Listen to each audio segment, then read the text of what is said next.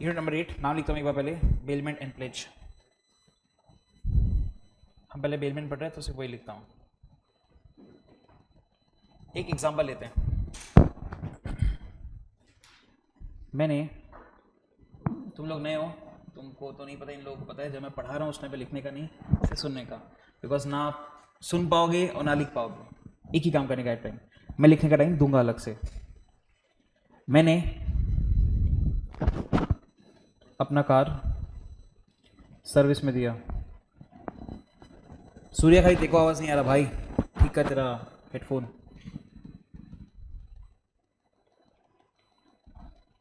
किसको? Let's say Hyundai वाले को, ठीक है। अब इस एग्जाम्पल के अंदर मुझे बहुत सारी बातें दिख रही है, एक ही करके उनको हम डिस्कस करते हैं। सर इसमें क्या क्या दिख रहा है आपको? ये एग्जाम्पल था, इसमें what all you can see. The first thing I can see is कि सर ये सब करने का एक पर्पस है। सर क्या है पर्पस? कार का रिपेयर होना, ठीक होना, अप टू डेट रहना। मैं सिंपल भाषा में लिखता हूँ, कार अप टू डेट, ठीक है। नेक्स्ट सर, डेफिनेटली मुझे यहाँ पे एक कॉन्ट्रैक्ट भी दिख रहा है। सर क्या कॉन्ट्रैक्ट है? मैं उसको पैसे दूंगा और वो मुझे सर्विस करके देगा। ओके, देखते हैं और क्या दिखता है एग्जाम्पल के अंदर मुझे। 3, सर कार की सर्विस कराने के लिए मुझे उसको कार देनी पड़ेगी, मतलब कार की डिलीवरी होगी मेरे पास से उसके पास। डिलीवरी ऑफ, ये पागल हो गया यार ये सूर्या।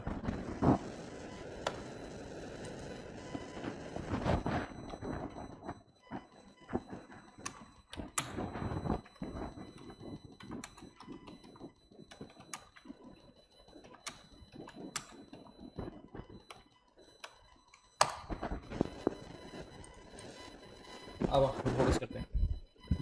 डिलीवरी, कार का आपको डिलीवरी देना पड़ेगा जिससे वो उसको सर्विस कर सके। दो चीज़ें और दिख रही है मुझे। Fourth, position. सर जैसे मैं उसको डिलीवरी दूंगा, पोजीशन ट्रांसफर हो जाएगा मेरे पास से उसके पास। Position transfer. और एक आखिरी चीज़ सबसे काम की, सर जैसे ही कार सर्विस हो जाएगी मेरे पास कार वापस आ जाएगी, मतलब रिटर्न ऑफ गुड्स। बाजू में as soon as it gets repair, ठीक है। 5 चीजें मेरे इस छोटे से एग्जाम्पल के अंदर। एक तीर से 2 निशाने बनाने की ट्राई करी मैंने इस एग्जाम्पल के अंदर। सर क्या? पहला, हमने आपको सिखाया, मैं आपको पढ़ के दिखाऊंगा अभी with the help of this example, definition of bailment मैंने आपको करवा दिया, विच इज सेक्शन 148। उसके अलावा एग्जाम के क्वेश्चन की बात करूं, which is essentials of bailment.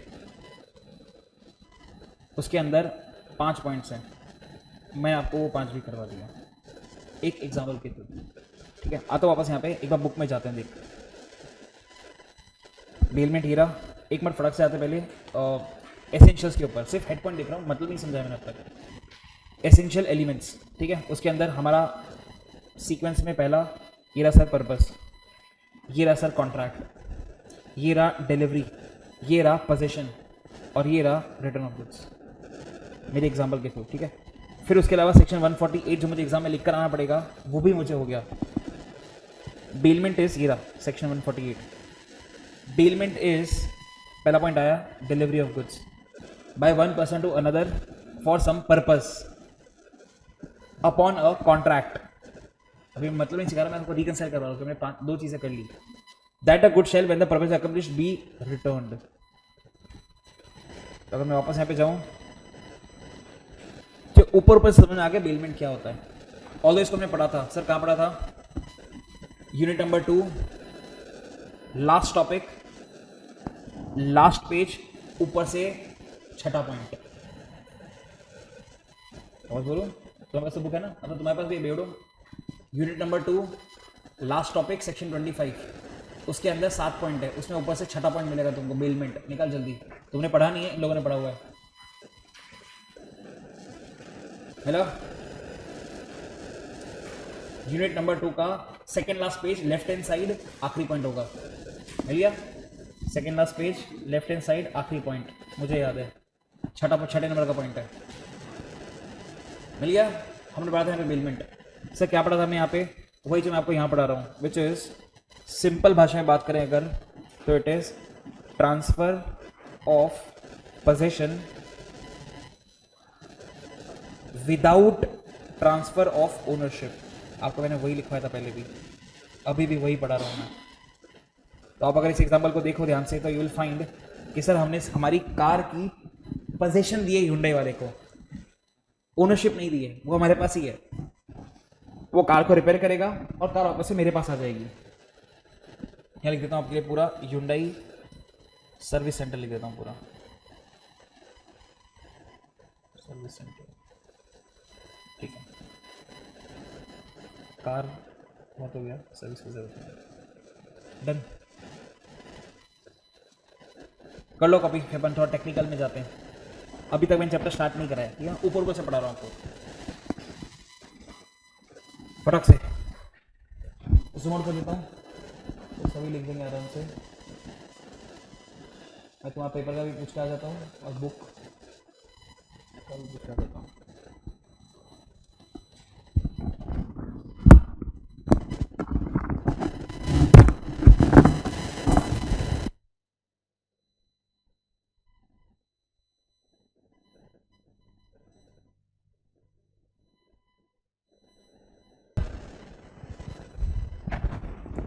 हो गया होगा अब तक, ठीक है ना भाई? जो लोग ऑनलाइन बैठे हुए हैं, ये लास्ट वार्निंग है। अभी मुझे तुम लोग ऑनलाइन दिखे, ऑफलाइन वाले ऑनलाइन दिखे, मैं मीटिंग से किक कर दूंगा। लास्ट वार्निंग, तुमको बीकॉम करना है तो बीकॉम ही करो, सिर्फ सीए मत करो, ठीक है? लास्ट टाइम बोला मैंने। आगे बढ़ते हैं, टेक्निकल टर्म्स में आते हैं सर। ये तो बेसिक था, ऊपर ऊपर से, अभी अच्छे से करते हैं, एकदम स्टार्टिंग से स्टार्ट करते हैं। The word bailment has been derived from the French word bolier, which means to deliver. अपना अगर MCQ पेपर होता तो मैं आपको बोलता very important, very important, very important. नहीं, पर अपना MCQ पेपर नहीं है तो पढ़ के छोड़ दिया मैंने। बेलमेंट एटिमोलॉजिकली मतलब जहां से वो शब्द आया है। बेलमेंट क्या करती है ग्रुपिंग? 12 बजे का लेक्चर था तो भी तेरा कॉलेज, आज 2 बजे का लेक्चर है तो भी तेरा कॉलेज। ऐसा बोल कॉलेज में कोई भैया मिल गया तो फिर लेट लेक्चर में भी कॉलेज से कैसे लेट? ओह, बैठिए बैठिए।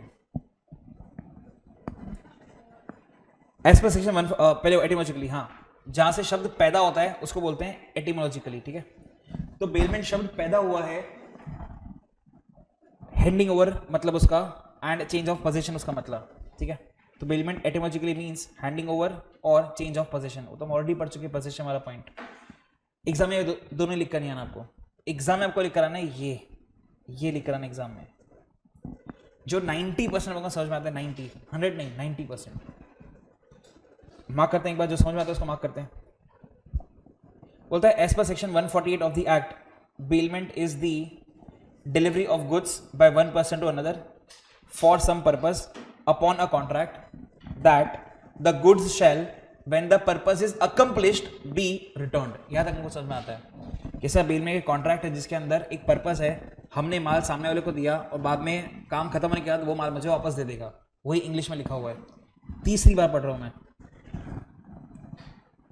Bailment is delivery of goods by one person to another for some purpose upon a contract that the goods shall, when the purpose is accomplished, be returned. वहां तक समझ में आता है? आगे अच्छा पॉइंट है सर, दिमाग आगे है यहां पे। और otherwise disposed of according to the directions of person delivering them. ये डिफिकल्ट है सर, ये दिमाग वाला है कि इसका मतलब क्या हुआ। डिस्पोज मतलब यहाँ पे हम स्क्रैप करने की बात नहीं कर रहे हैं, मैं तुमको ये बता दूं। एग्जांपल लेते हैं, चल। मैंने मेरा कार जो दिया था Hyundai वाले को लेट्स से मैं रहता हूँ अंधेरी में और मैंने अपना कार दिया सर्विस में Hyundai वाले को जो है बोरीवली में। ओके, वो मेरी कार सर्विस कर रहा है। This is bailment. अब हमने अब तक क्या पढ़ा कि सर यहाँ से वहाँ पे कार जाएगी, कार ठीक होके वापस आ जाएगी, ये हमने अब तक पढ़ा। वो एक लाइन और ऐड करता है कि सर मान लो आपका कोई दोस्त है, उसको आपकी कार चाहिए, 2 दिन के उसके घर पे गेस्ट आ रहे हैं, तो उसको आपकी कार चाहिए। उसने आपको फ़ोन करा कि सर आपकी कार मिल सकती है क्या? मैंने कहा मिल जाएगी। सर दोस्त रहता कहाँ पे? मलाड।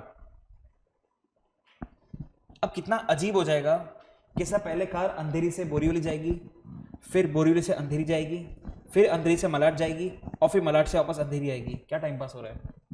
हम दिमाग लगाते हैं ना सर, हम सीधा बोलते हैं Hyundai वालों को कि ब्रो कार यहाँ दे देना और फिर मैं इससे ले लूँगा। तो जो इधर इधर उधर हो रहा है वो सब नहीं होगा और सीधा मेरे दोस्त के पास कार पहुँच जाएगी। तो जो ये वाला एलिमेंट है ना, ये वाला हम वो पढ़ रहे हैं। लिख देता हूँ आपके लिए, disposed of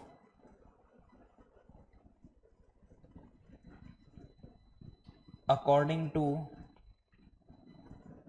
directions of the person मैं डिलीवरिंग देम, मतलब मैं जैसा मैं बोल रहा हूँ वैसा मेरे हिसाब से।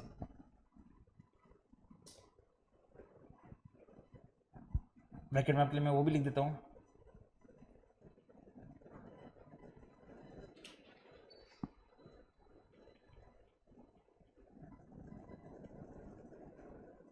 डन। बाकी टाइम पास हटा देते हैं एरोस जो काम के नहीं है मतलब अपने लिए। ये हटा दिया मैंने, ये हटा दिया, ये हटा दिया, ठीक है। इतना सही काम करता। तो वापस अगर डेफिनेशन रिकॉल करने की ट्राई करें तो डेफिनेशन पहले कितना ईजी हो गया मुझे, अगर लॉजिकली पता रटा ना मारना हो तो।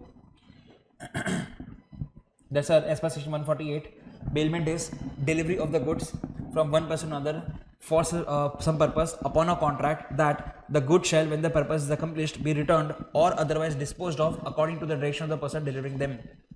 कितना आसान है, क्योंकि मुझे उसका लॉजिक पता है कि सर एक कॉन्ट्रैक्ट के तहत डिलीवरी हो रही है गुड्स की एक आदमी से दूसरे आदमी को, एक कॉन्ट्रैक्ट के थ्रू, जिसके अंदर काम खत्म होने के बाद गुड्स वापस आ जाएगा मेरे पास या मैं बोलूंगा उसके पास। इतना सी तो डेफिनेशन है। आगे तो इसको मैंने कनेक्ट करा बेसिकली, इसको मैं नीचे ले जाता हूं, ठीक है। ये समझा मैंने आपको।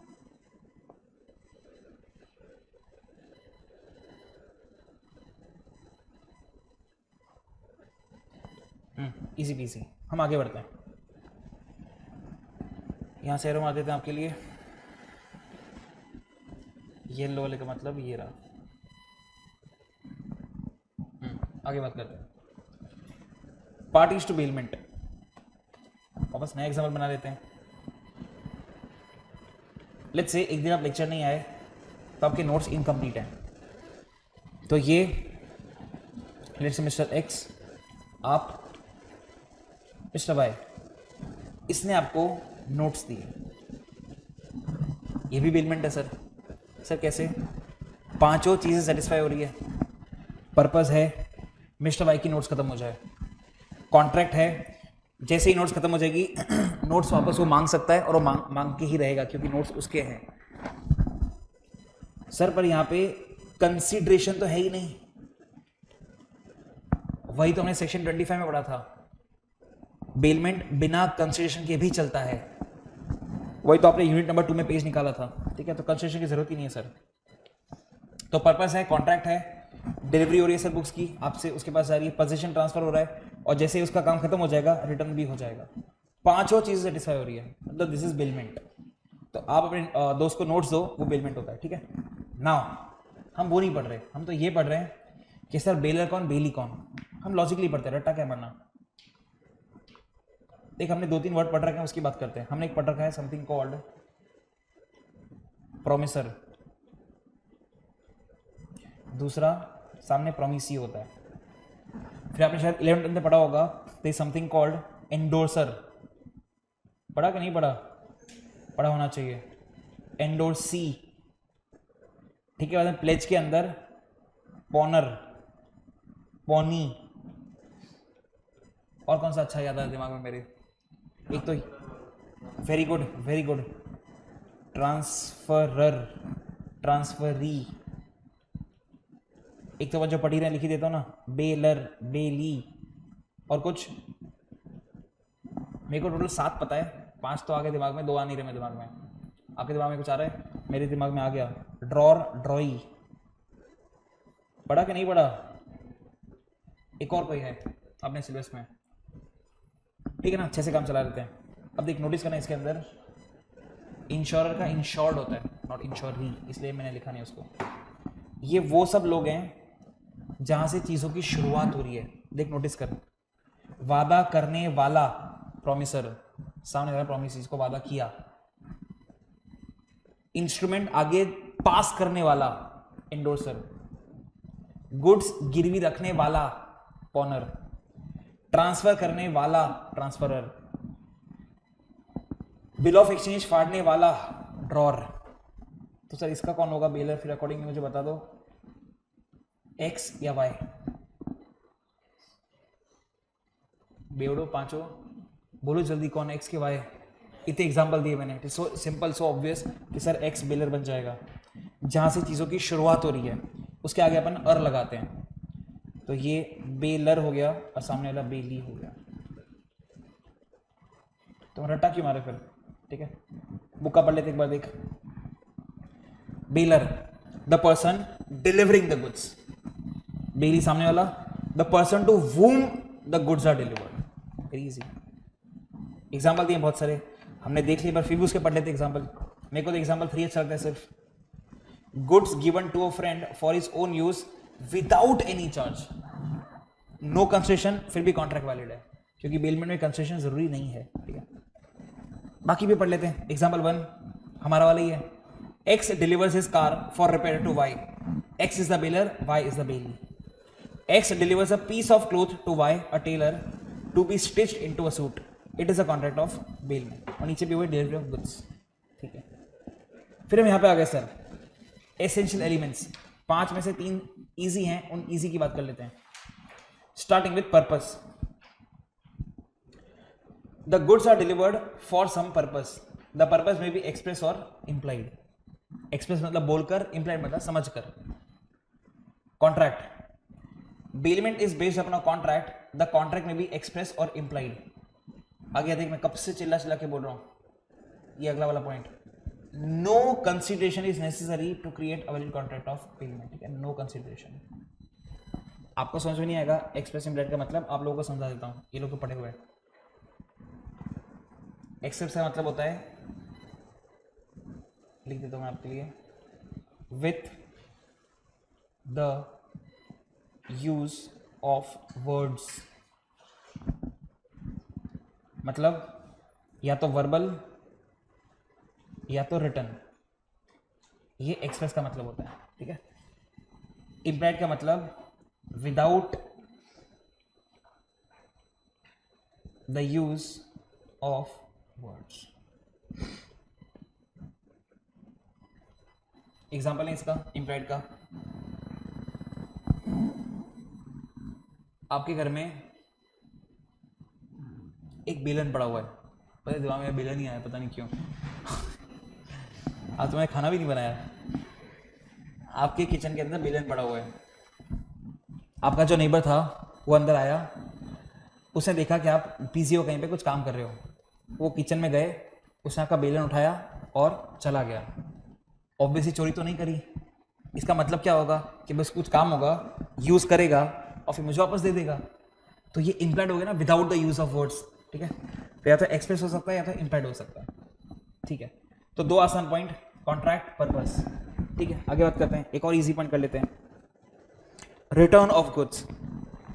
बेली, ठीक है, बार बार डिस्कस नहीं करेंगे, सामने वाला।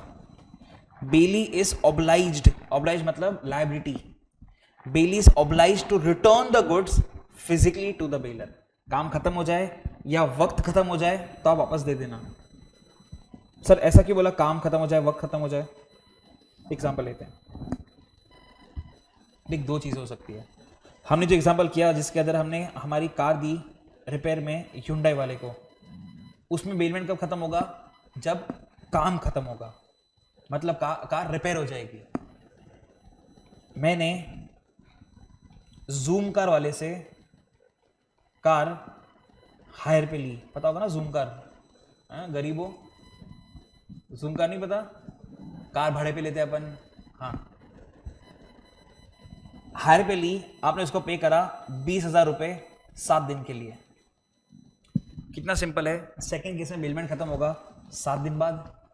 तो यहाँ पे ये बेलर है, आप बेली हो, यहाँ पे आप बेलर हो, ये बेली है। तो यहाँ पे माल देने वाला जूम कार वाला था तो बेलर हो गया। तो बेलमेंट खत्म कब होगा? 7 दिन के बाद। यहाँ पे बेलमेंट खत्म कब होगा? काम खत्म होने के बाद। तो जब भी बेलमेंट खत्म होगा माल वापस आना चाहिए, खत्म बात। जो दिया था वही वापस आना चाहिए। देख क्या बोलता है, bailee is obliged to return the goods physically to the baler.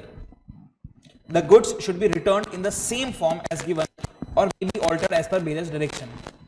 It should be noted that bailey cannot deliver some other goods, not even those of a higher value. नहीं चलेगा, ठीक है। लास्ट पॉइंट बाद में पढ़ते हैं, 5 minute के बाद ऊपर आते हैं वापस।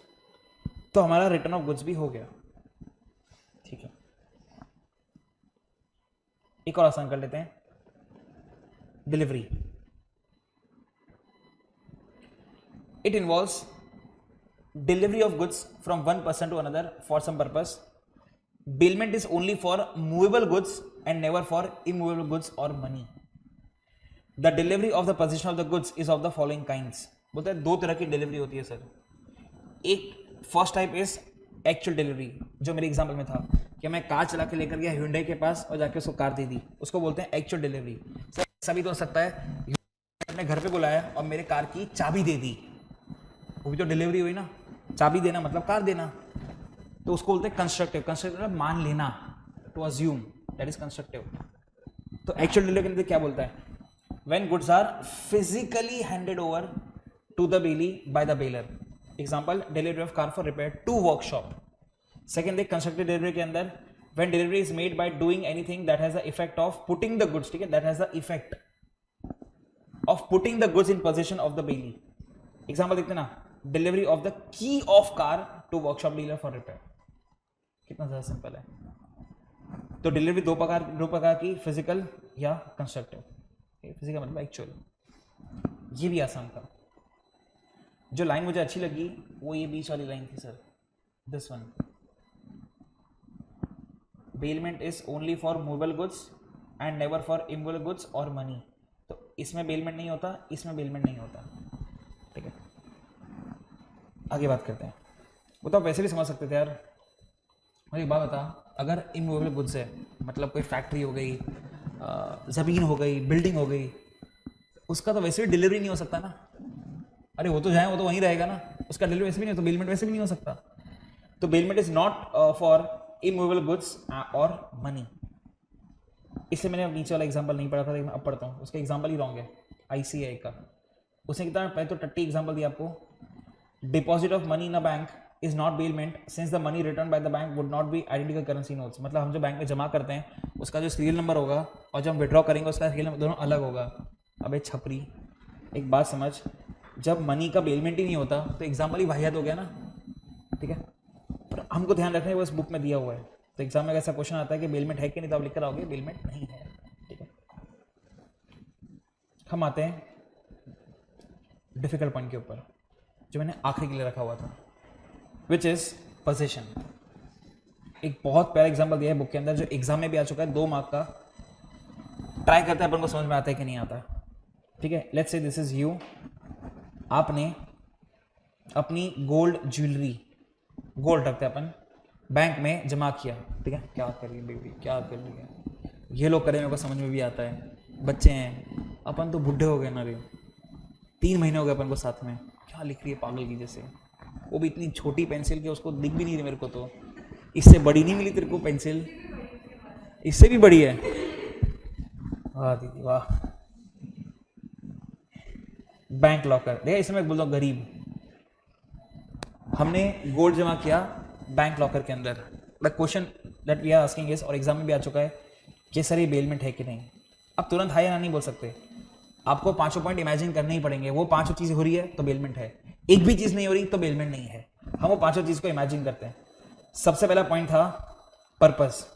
यहाँ कोई पर्पस है कि नहीं है? गोल्ड बैंक में रखने का पर्पस, साले इसका कोई, मैं बैंक में गोल्ड रखूंगा उसका कोई पर्पस नहीं होता।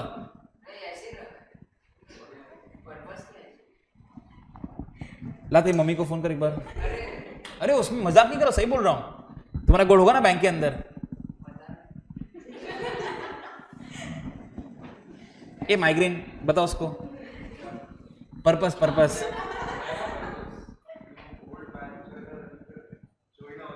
कितना छपरी क्या।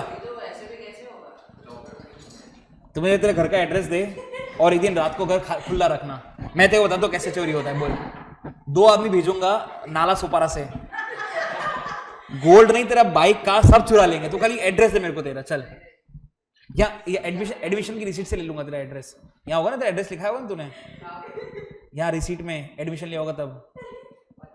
हाँ मैं ले लेता हूँ, मैं ले लेता हूँ वहां से। Nice nice. हाँ तो पर्पस है सर, क्या पर्पस है? Safe guard of gold. Next, contract है कि नहीं? कैसे कॉन्ट्रैक्ट बताओ? पागल लड़की, मैं उसको पैसा दूंगा वो मेरा गोल्ड संभालेगा, ये तो कॉन्ट्रैक्ट है।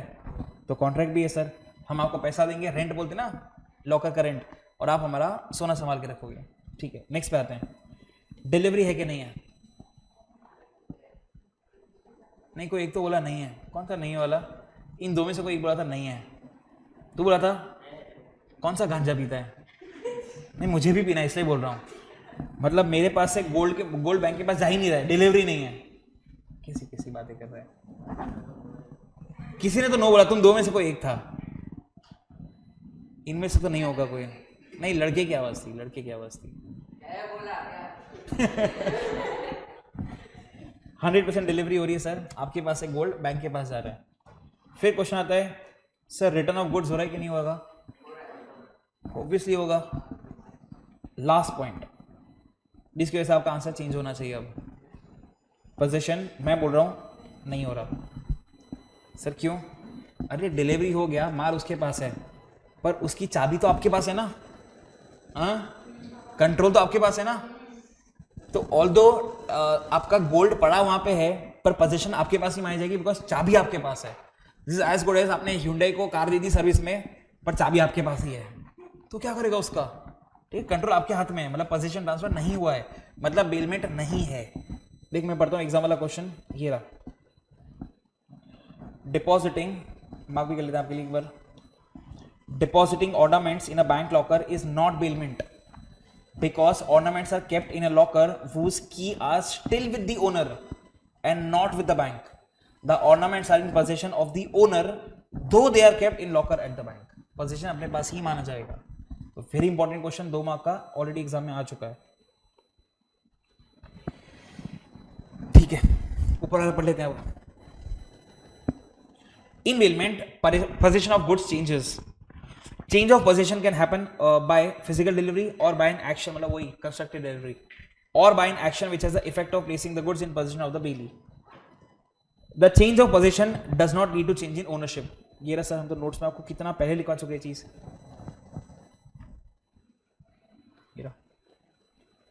Transfer of position without transfer of ownership, ये मुझे अब जाके पढ़ा रहा है, हम तो बहुत पहले पढ़ चुके हैं उसको। मार्क भी कर देते हैं आपके लिए बाद में उसको। Change of possession does not lead to change of ownership, बहुत पहले पढ़ा चुका, लिखवा भी चुका। In bailment bailor continues to be the owner of goods. Where a person is in custody without possession he does not become a bailee. Example भी दीजिए, servant of a master, वो तो एजेंट हो गया सर, वो तो ऐसे ही माना जाएगा, मास्टर होल्ड कर रहा है। Servant of a master who is custody of the goods of the master does not become a bailee. तो बेसिकली 5 पॉइंट खत्म हो गए। तो ये 5 पॉइंट एग्जाम का क्वेश्चन, डेफिनेशन एग्जाम का क्वेश्चन हमारे इस डायग्राम में हो गया था सर। तो इसका महत्व आपको अब समझ में आना चाहिए। Purpose, contract, delivery, position, return, इसमें अपन को न्यूमोनिक नहीं बना सकते, PCDPR आओ याद करते हैं, नहीं, ये तो कितना लॉजिकल है, ऐसे ही समझ में आ जाएगा कि हाँ सर पर्पस है, कॉन्ट्रैक्ट है, डिलीवरी हो रहा है, पोजीशन जा रहा है और बाद में वापस आ जाएगा, ऐसे ही याद करना चाहिए। कितना रट्टा मार लोगे, इतना 500 पेज का बुक है, ठीक है, इट्स वेरी लॉजिकल। तो यहाँ पे हमने हेडिंग लिख दिया एसेंशियल्स, सिर्फ एसेंशियल्स, समझ में आ जाएगा, essentials of contract of bailment. पहले नहीं लिखा था बिकॉज पहले पता ही नहीं था, अब तो पता है ना भाई। Essentials of contract of bailment 5।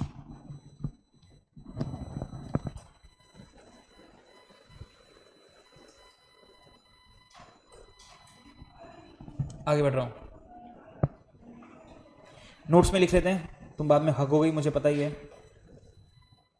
बिल्कुल रिस्क नहीं लेने का।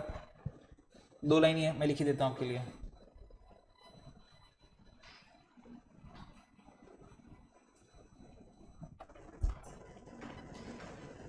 कीपिंग साथ साथ में लिख लो, चलेगा, डिस्कस कर चुके हैं इसलिए, सिर्फ ये पॉइंट साथ साथ में। कीपिंग ऑर्नामेंट्स इन बैंक लॉकर। हाँ नारायण सर बोलो ना, लेक्चर में हूँ, एक लेक्चर लगेगा 4 घंटे का। कि कौन बोला बताओ मुझे, कौन बोला बताओ ना। नहीं यार, अरे आप मुझसे ही बात करो ना, वेस्टर्न का मुझसे बात करो, उनसे बात मत करो, वेस्टर्न का मुझसे ही बात करो।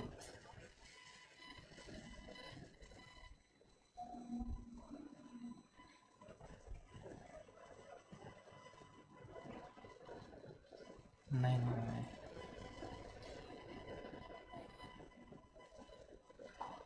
नहीं एक लेक्चर है। नहीं उनको ऐसा लगा होगा ना, क्योंकि अपना एक बीच में लेक्चर कैंसिल हुआ ना, इसलिए उनको ऐसा लगा होगा 3 लेक्चर खत्म हो गए और 2 ही लेक्चर हुए ना अपने, इसलिए। हाँ उनको कैंसिल हुआ नहीं पता होगा ना, इसलिए। दूसरा, withdrawing money from ATM cash. दीदी क्या कर रही है तू लाइफ में, कहाँ से आ रही है तो मुझे बता, किसके घर से? तेरे घर से आए तो भी लेट आ रही है, क्यों? Sorry, I really hate her. Oh she'll tell you later. उनको विश्वास नहीं है तो इस क्लास की है, सोच।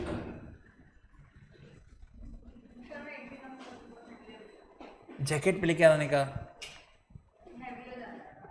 ओके, हाँ ओके, करते हैं बाद में, ये टॉपिक खत्म हो उसके बात करते हैं। ये एक पॉइंट हुआ, ठीक है। दूसरा भी कर ही लेते हैं, जो कंसेप्चुअली रॉन्ग था वो वाला भी कर ही लेते हैं। Withdrawing cash from ATM not bailment.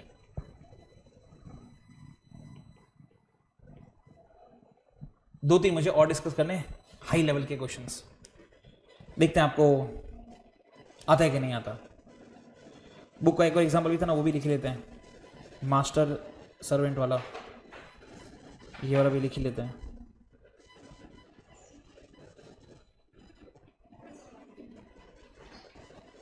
Servant having custody of goods of master not bailment। Done।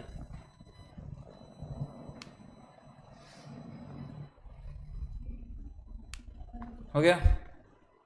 अब 3 क्वेश्चन और करते हैं, ये तो तीनों आपकी मॉड्यूल के हैं, दिए हुए एग्जाम्पल्स में। जो एग्जाम्पल्स में नहीं दिए हुए आपको वो करवाता हूँ, देख के आपका अंडरस्टैंडिंग लेवल देखते हैं कितना है।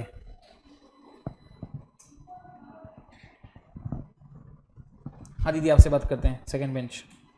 सुनना ध्यान से। वेले पार्किंग बताए क्या होता है? वेले पार्किंग, वेले पार्किंग, ए गरीबों यार, दीदी वेले पार्किंग बताए? वेले पार्किंग क्या करो तुम लोग लाइफ में? लड़कों को पता है? Excuse me sir. दीदी नेक्स्ट हेलो। एग्जांपल पे आते हैं। हाँ भैया, दीदी को पता है वैले पार्किंग क्या होता है? कोई कौन भी है नहीं, ताजवाज बड़ा जो मिस रेस्टोरेंट। पढ़ा रही है? अगर कोई भी नहीं होता तो सबको पता होता। बड़े रेस्टोरेंट, बड़े hotel.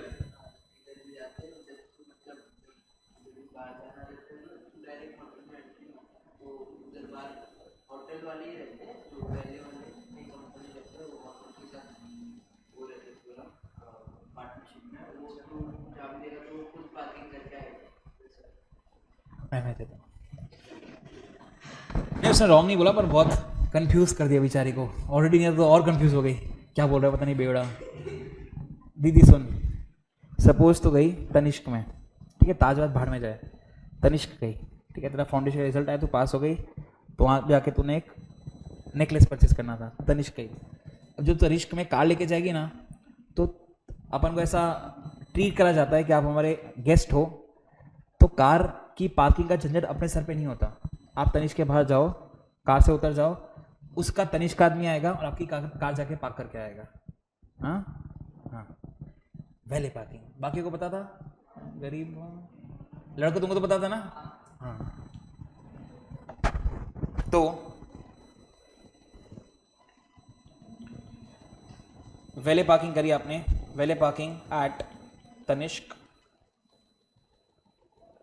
Comma keys hand over, full stop. Bill में है कि नहीं? बताइए सर।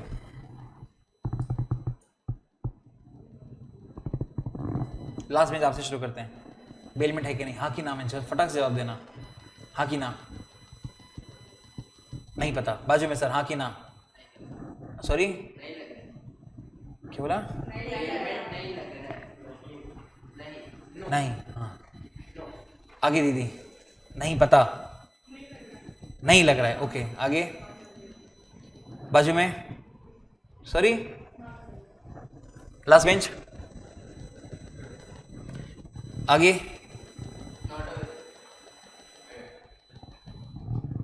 बीकॉम, पता नहीं, अप्पा टप्पा जब्बा। बाजू में है, बाजू में है, स्नेहा है, क्यों है? क्यों? जल्दी, तुक्का थोड़ी मारना, यहाँ पे है नहीं है, रीजन क्या?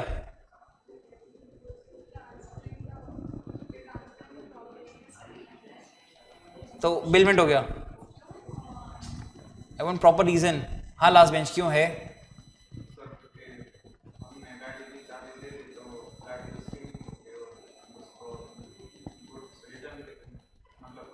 बस 2 पॉइंट, इनकम्प्लीट आंसर। हाँ, आगे माइग्रेन वाले भैया ने भी बोला था कि बिलमेंट है।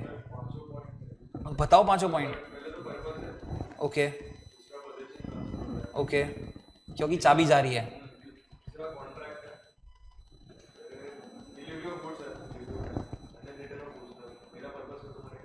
कितना सिंपल है, पांचों पॉइंट तो हो रहे, तुम लोग क्या हग रहे हो बे? माना पहला दिन है, अभी टाइम लगेगा थोड़ा थोड़ा, पर इतना मत हगो बे। मैंने ये मैं नहीं लिखता तो कंफ्यूजिंग होता, मैं लिख के दे रहा हूँ कीज हैंडेड ओवर। और क्या चाहिए लाइफ में?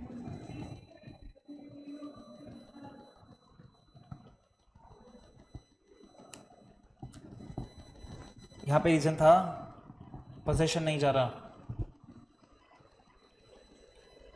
यहां पे पोजीशन जा रहा है।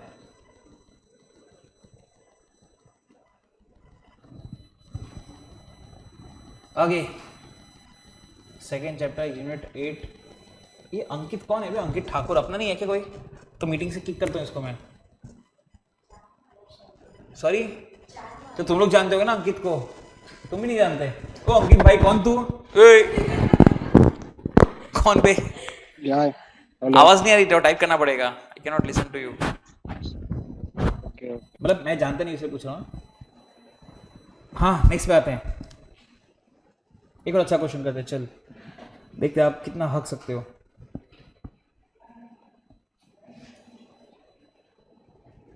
Car parked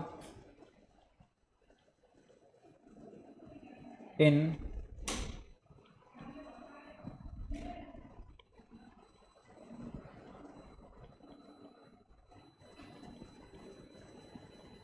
parking of palladium। हाँ सर लास्ट बेंच बिल में है कि नहीं है? हाँ होगा, ना होगा तो नहीं पता होगा। हाँ बाजू में सर नहीं है, आगे येलो नहीं है, आगे येलो डार्क येलो नहीं, के नहीं पता, नहीं पता, बाजू में दीदी नहीं पता, पीछे ओ गुज्जू बेवड़े बोल नहीं, आगे माइग्रेन नहीं है, बाजू में नहीं है, कृति दीदी नहीं है, बाजू में नहीं ना। हमने क्या बोला? कार पार्क्ड, अपन पलेडियम में गए या कोई भी शॉपिंग मॉल गए, पलेडियम में कोई भी शॉपिंग मॉल गए, कार पार्क करते हैं उसकी पार्किंग में और अपन ऊपर जाते हैं, चाबी तो अपने पास ही होती है ना। Not a bailment. आखिरी, ये सब एग्जाम के क्वेश्चन मैं करवा रहा हूँ आपको। हाँ क्या हुआ बर्थडे तेरे को? सब ठीक है लाइफ में? हाँ बीमार थी ना तू, ठीक हो गई अभी? तो बात क्यों कर रही है फिर? पढ़ाई कर पागल। Last, goods seized by port authority for non payment of custom duty. ये आखिरी है, सबसे डिफिकल्ट लास्ट के लिए रखा था मैंने। हाँ सर लास्ट बेंच। हाँ ना नहीं पता, बाजू में आराम से, कोई जल्दी नहीं, मुझे सोच रहे टेक योर टाइम। हाँ लाइट येलो। क्या ना के नहीं पता बोलना भी नहीं पता, बोलना ऐसे पागल लड़की। हाँ नहीं पता, बाजू में तीसरी बार नहीं पता। एग्जाम देना है ना सीए का, तो पता करना पड़ेगा। लास्ट बेंच गुज्जू नहीं, आगे भैया बाजू में माइग्रेन, बाजू वाले नहीं है, कृति दीदी नहीं है, बाजू में बर्थडे नहीं है, बाजू में आगे आंसर इज है। क्या हग रहे हो बे? सुबह घर से हक के नहीं है तुम लोग। मुझे बता 5 में से कौन सी चीज सेटिस्फाई नहीं हो रही? अबे पोजीशन है उनके पास है, सीज। अबे लेके चले गए वो, क्या कर रहे हो तू? सीज मतलब थोड़ी पैक करके अपने घर पे रख जाएंगे, लो रखो तुम लोग। सीज मतलब ले गए वो लोग, पर ओनरशिप ट्रांसफर नहीं हुई है, इसलिए बेलमेंट है। ओनरशिप ट्रांसफर तो बेलमेंट नहीं होता। तो पांचों तो हो रहा है सर, पर्पस है, कॉन्ट्रैक्ट है, रिटर्न ऑफ गुड्स भी होगा, डिलीवरी भी हो गई, पोजीशन भी हो गया, सब कुछ तो हो गया। क्या बचा? कुछ भी तो नहीं बचा। 100% इज बेलमेंट। हाँ कुछ आवाज है, मुझे बोल क्या हुआ? वो तो बात की बात है ना, हम तो ऐसा ऑन डेट बात कर रहे हैं कि आपका गुड्स ले गए क्योंकि आपने कस्टम ड्यूटी पे नहीं करी। हमने यहाँ पे आगे ऐसा क्या लिखा? And later on custom duty was not paid. वो तो बात की बात हो गई ना, वो तो हो भी सकता है नहीं भी हो सकता, हम उसकी बात थोड़ी करेंगे अभी। इसको मिनिमाइज करता हूँ। वाईफाई क्यों कनेक्ट नहीं है बे? ये कौन है बे? ले कृति दी बंद करता हूँ मैं इसी, मुझे ध्यान है।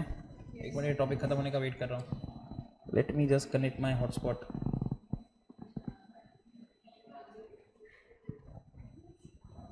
पी कैसे कनेक्ट क्यों नहीं हुआ यार? 1 घंटा।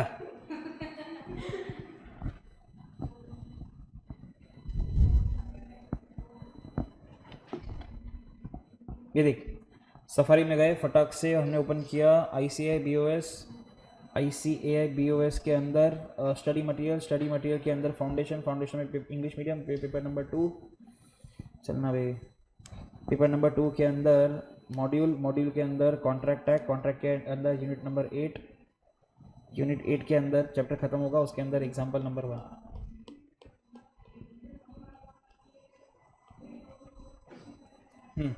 ये रहा सर, आपको ने भी सिखाया।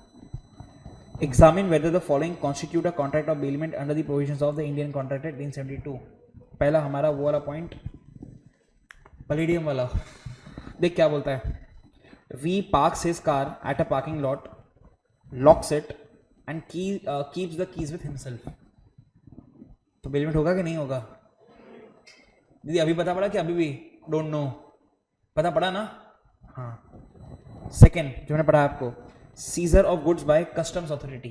ठीक है, आंसर देखते दोनों का. No, mere custody of goods does not mean possession. In the given case, since the keys of the car are with V, section 148 of the Contract Act shall not be applicable. अच्छा, अंकित बोलता है it's my first demo lecture. कौन सा attempt है sir आपका?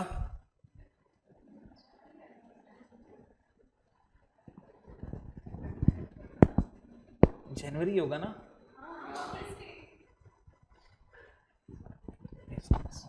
नहीं, क्योंकि मई 26 batch start हो चुकी कल, मई 26 की.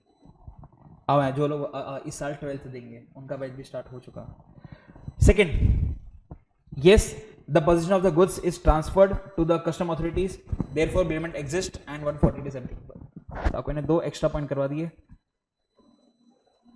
बुक के 3 पॉइंट के साथ 3 एक्स्ट्रा पॉइंट लिख के हो गया. क्या बाकी है? कौन से, कहां से बाकी है? बेवड़ी लिखो सर, वेट कर रहे हैं. ये लो, तुम लिख लिया? हाँ हाँ हाँ, रिमोट ही नहीं है यहाँ पे. रिमोट वहीं पे तो है, कर ले तू.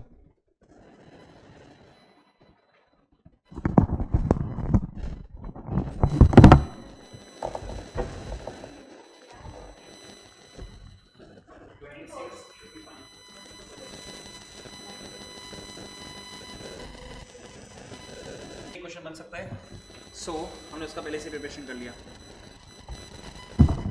तो मैं जा रहा था पूछने बाहर, पर लोगों ने लिख लिया तो मैं वापस आ गया. फिर पूछा मुझसे पेपर का चेक हुआ कि नहीं हुआ, मैं बाहर ही जा रहा था. आगे ठीक है, तुमने कर लिया. Done sir. ठीक है, टुक अस ऑलमोस्ट कितना, 1 घंटे से भी ज़्यादा, 2 पेज डिस्कस करने में.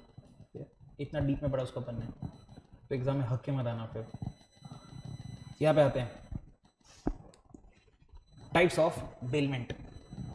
2 पार्ट में डिवाइड किया उसका उसने. पहला on the basis of benefit और दूसरा on the basis of reward. ठीक है, on the basis of benefit, on the basis of reward. On the basis of benefit के अंदर उसने उसको फर्दर 3 पार्ट में डिवाइड किया sir. Exclusive benefit of bailor, exclusive benefit of bailee, benefit of both bailor and bailee. एक ही करके सब कुछ पढ़ते हैं. Starting with the first one. For the exclusive benefit of baler, मैंने मेरे नेबरर को गोल्ड ज्वेलरी दी संभालने के लिए. इसमें नेबरर का कोई फायदा है कि नहीं है? उल्टा उसकी तो फटी पड़ी है कि चोरी ना हो जाए, उसके ऊपर नाम आ जाएगा.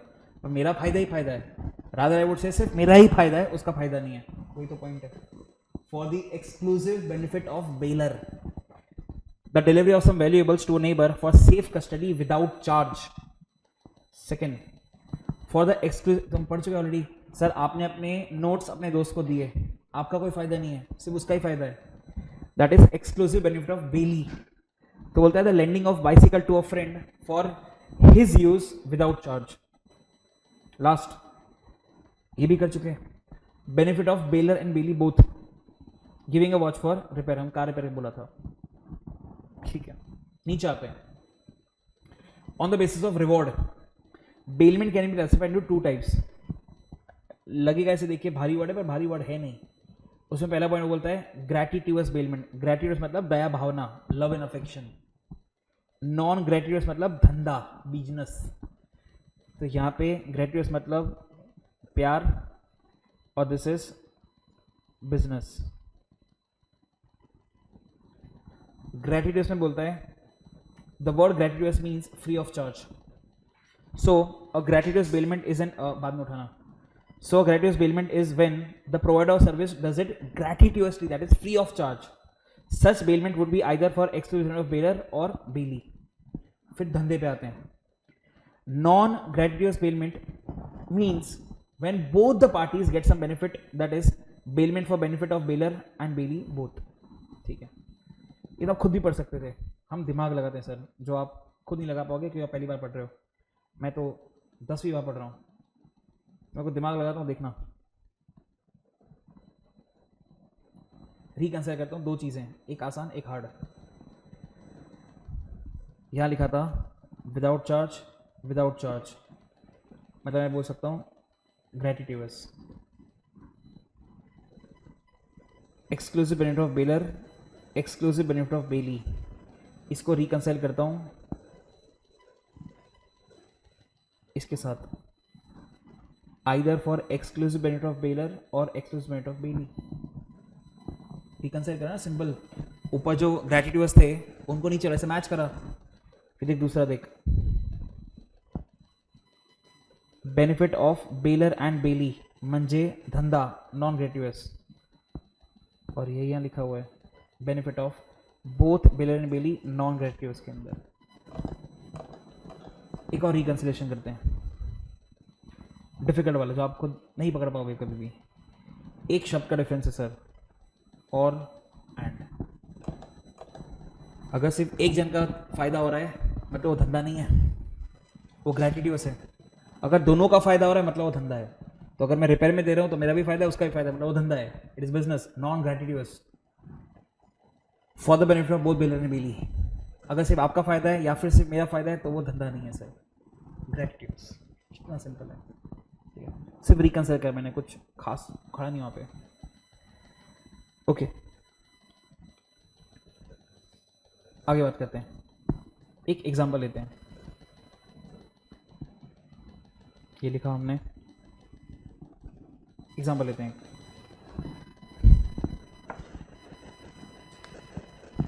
दिमाग में चार केस आ रहे हैं, चल मैं चारों ही बना लेता हूँ एक साथ। एक minute, brain should do.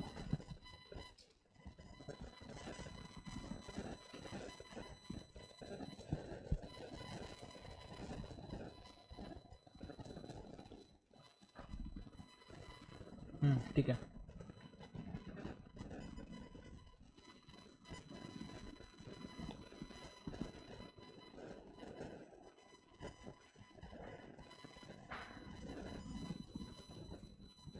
Start करते हैं।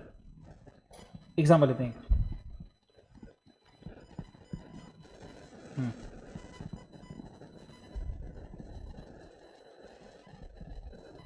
लेट्स से फाउंडेशन का एग्ज़ाम ख़त्म हुआ और आपने ऐसा सोचा कि गोवा चलते हैं, ठीक है।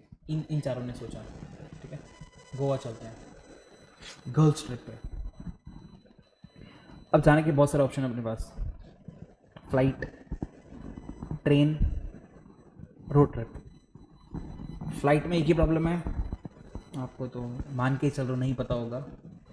एयरपोर्ट है साउथ गोवा में, सारे बीचेस हैं अच्छे वाले, नॉर्थ को बता रहा हूँ गोवा के अंदर एयरपोर्ट इज इन साउथ, और जो भी अच्छे वाले बीचेस हैं जो आपने नाम सुने हैं, बागा बीच, वैगेटर बीच, ये सारे के सारे बीच नॉर्थ में। तो प्रॉब्लम क्या होता है, आप यहाँ से बॉम्बे से गोवा जाते हुए टेक्स 40-50 मिनट्स, और नॉर्थ पहुँचने में साउथ से 1.5 आवर्स। तो कोई सेंस नहीं बनता फ्लाइट से अगर आप जाओ तो गोवा। ट्रेन में इट्स फटीग, थक जाते हैं, ठीक है। तो इन चारों ने डिसाइड किया कि रोड ट्रिप करते हैं। रोड ट्रिप में इतना अच्छा है, अपने हिसाब से ट्रायल करो, चारों अलग अलग ड्राइवर चेंज करें, बीच में रास्ते में रुकने का लगा तो रुक गए, कोई साइट सीइंग आए तो वहाँ पे रुक गए, ठीक है। तो चारों डिसाइड करते हैं विल गो गोवा कार से। मतलब क्वेश्चन ऑब्वियसली इस कार कहाँ से आएगी, तो दिमाग लगा के अपन एक काम करते हैं, जूम का वाले से कार हायर पे ले लेते हैं, क्या हो उसमें क्या दिक्कत है। तो बेसिकली चारों में से लेट्स से अपनी स्नेहा दीदी ने लीड ली कि मैं सब संभालती हूँ, मैं देखती हूँ सब। तो ये अपनी स्नेहा दीदी, ठीक है, गए जूम कार के पास। जूम कार को बोला कि ब्रो 7 दिन के लिए कार चाहिए, 7 डेज कार, 4 सीटर, ठीक है, वैगनार। बहुत हो गई वैगनार तो। जूम कार मैम मिल जाएगा बट विल चार्ज ₹20,000। उससे कहा ठीक है दे देंगे 20,000, इट्स ओके। आगे बढ़ने से पहले क्वेश्चन पे आते हैं। हाँ दीदी, कैन नॉट आंसर। बेलर कौन, बेली कौन, सोच के बताना। नाइस, तो आता है तो बोलने का ना, फिर नहीं पता। ये बेलर हो गया, ये बेली हो गई, ठीक है। अब एग्जाम में थोड़ी सी एक दिक्कत है। दीदी जब गई जूमका वाले के पास, सामने जो लेडी थी उससे कार लेने के लिए, प्रॉब्लम से इतना सा था कि स्नेहा का जो करंट है वो जूमकार वाली का एक्स है, तो दिक्कत है, ठीक है। जूमकार वाले ने जब कार दिया, उसका ब्रेक का वायर लूज कर दिया। दुश्मनी, मेरा एक्स, उसका करंट, नहीं चलेगा।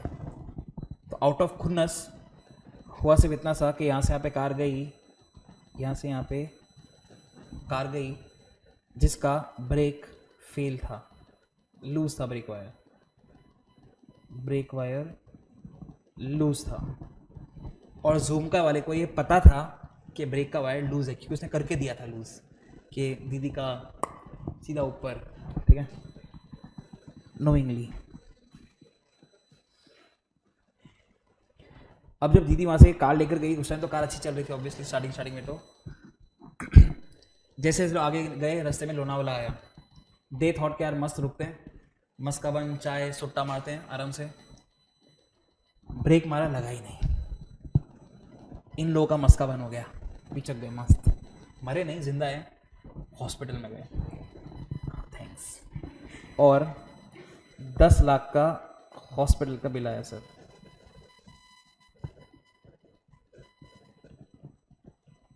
ओके, सेकेंड एग्जाम्पल पे आते हैं, ठीक है। इसको मैं फटाक से कॉपी कर लेता हूँ, थोड़ा टाइम बचेगा। ये पूरा का पूरा will repeat in all the cases. Duplicate, duplicate, duplicate.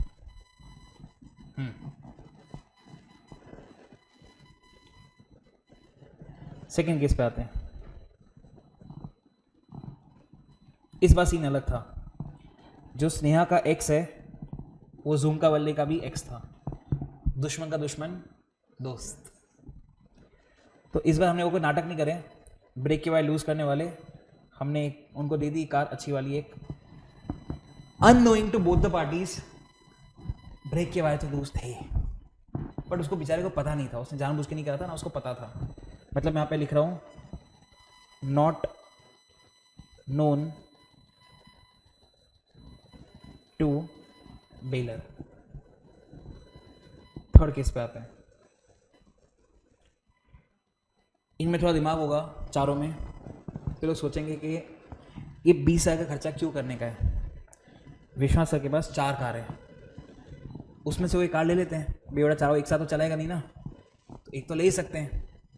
तो दीदी मेरे पास आई कि सर आपसे कार चाहिए, एक कार मुझे कोई आप दे दो। मैंने कहा ठीक है, तो यहाँ पे जूम कर हटा देते हैं, ठीक है, पैसे भी हटा देते हैं। बेले बन गया मैं, बोथ द केसेस।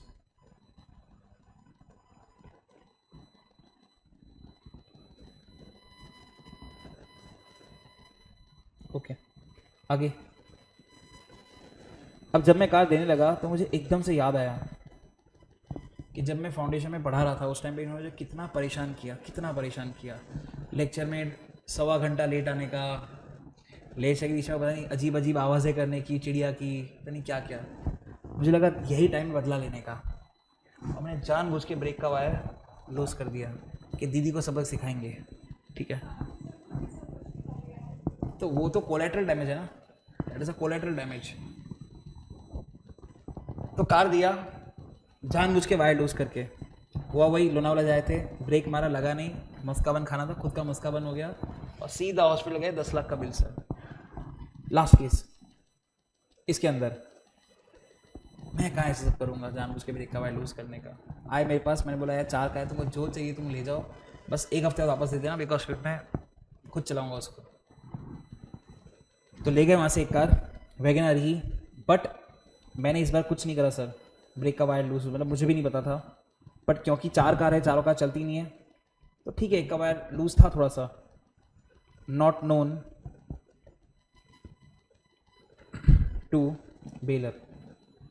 ना मैंने उसका वाइल लूज किया था, ना मुझे पता था। 4 कार है मेरे पास, नहीं हुई की सर्विस, ठीक है, रह गया मुझसे, ठीक है। हमारा क्वेश्चन तो ऑब्वियसली सिर्फ यही है, दिमाग लगा के, कि ये 4 केस में से कुछ केस ऐसे होंगे जिसमें ये 10 लाख का खर्चा बेलर उठाएगा, कुछ केस ऐसे होंगे जिसमें 10 लाख का खर्चा बेलर नहीं उठाएगा। तो कौन से केस में उठाने वाला है, कौन से केस में नहीं उठाने वाला, हमको सिर्फ इतना ही फाइंड करना है। केसेस आपके सामने हैं, आप पढ़ लो उनको एक बार, मैंने बहुत शिद्दत से लिखा है उसको वहाँ पे, और सोच के रखो मन में, फिर अपन बात करते हैं 2 मिनट के बाद कि कहाँ पे बेलर रिस्पॉन्सिबल होगा, कहाँ बेलर रिस्पॉन्सिबल नहीं होगा, ठीक है। पहले 2 केस और उसके बाद ये नेक्स्ट 2 केस, ठीक है। जूम आउट करता हूँ, सोच के रखना, अपन बात करते हैं।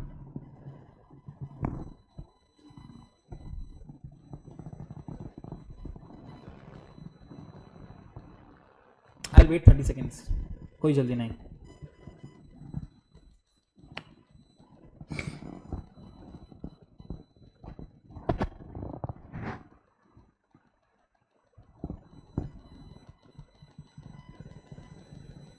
डन। हाँ बर्थडे दीदी, स्टार्ट करते हैं। आपसे बोलना एल लायबल नॉट लायबल, शुरू करते हैं।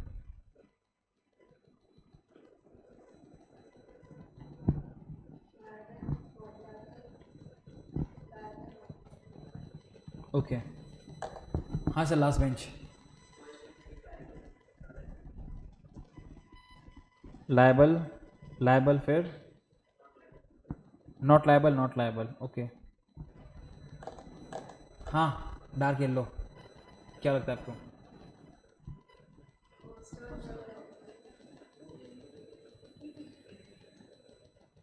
हाँ दीदी बोल, सही में आंसर ना, मतलब हाँ पीछे काली है, तू बोल।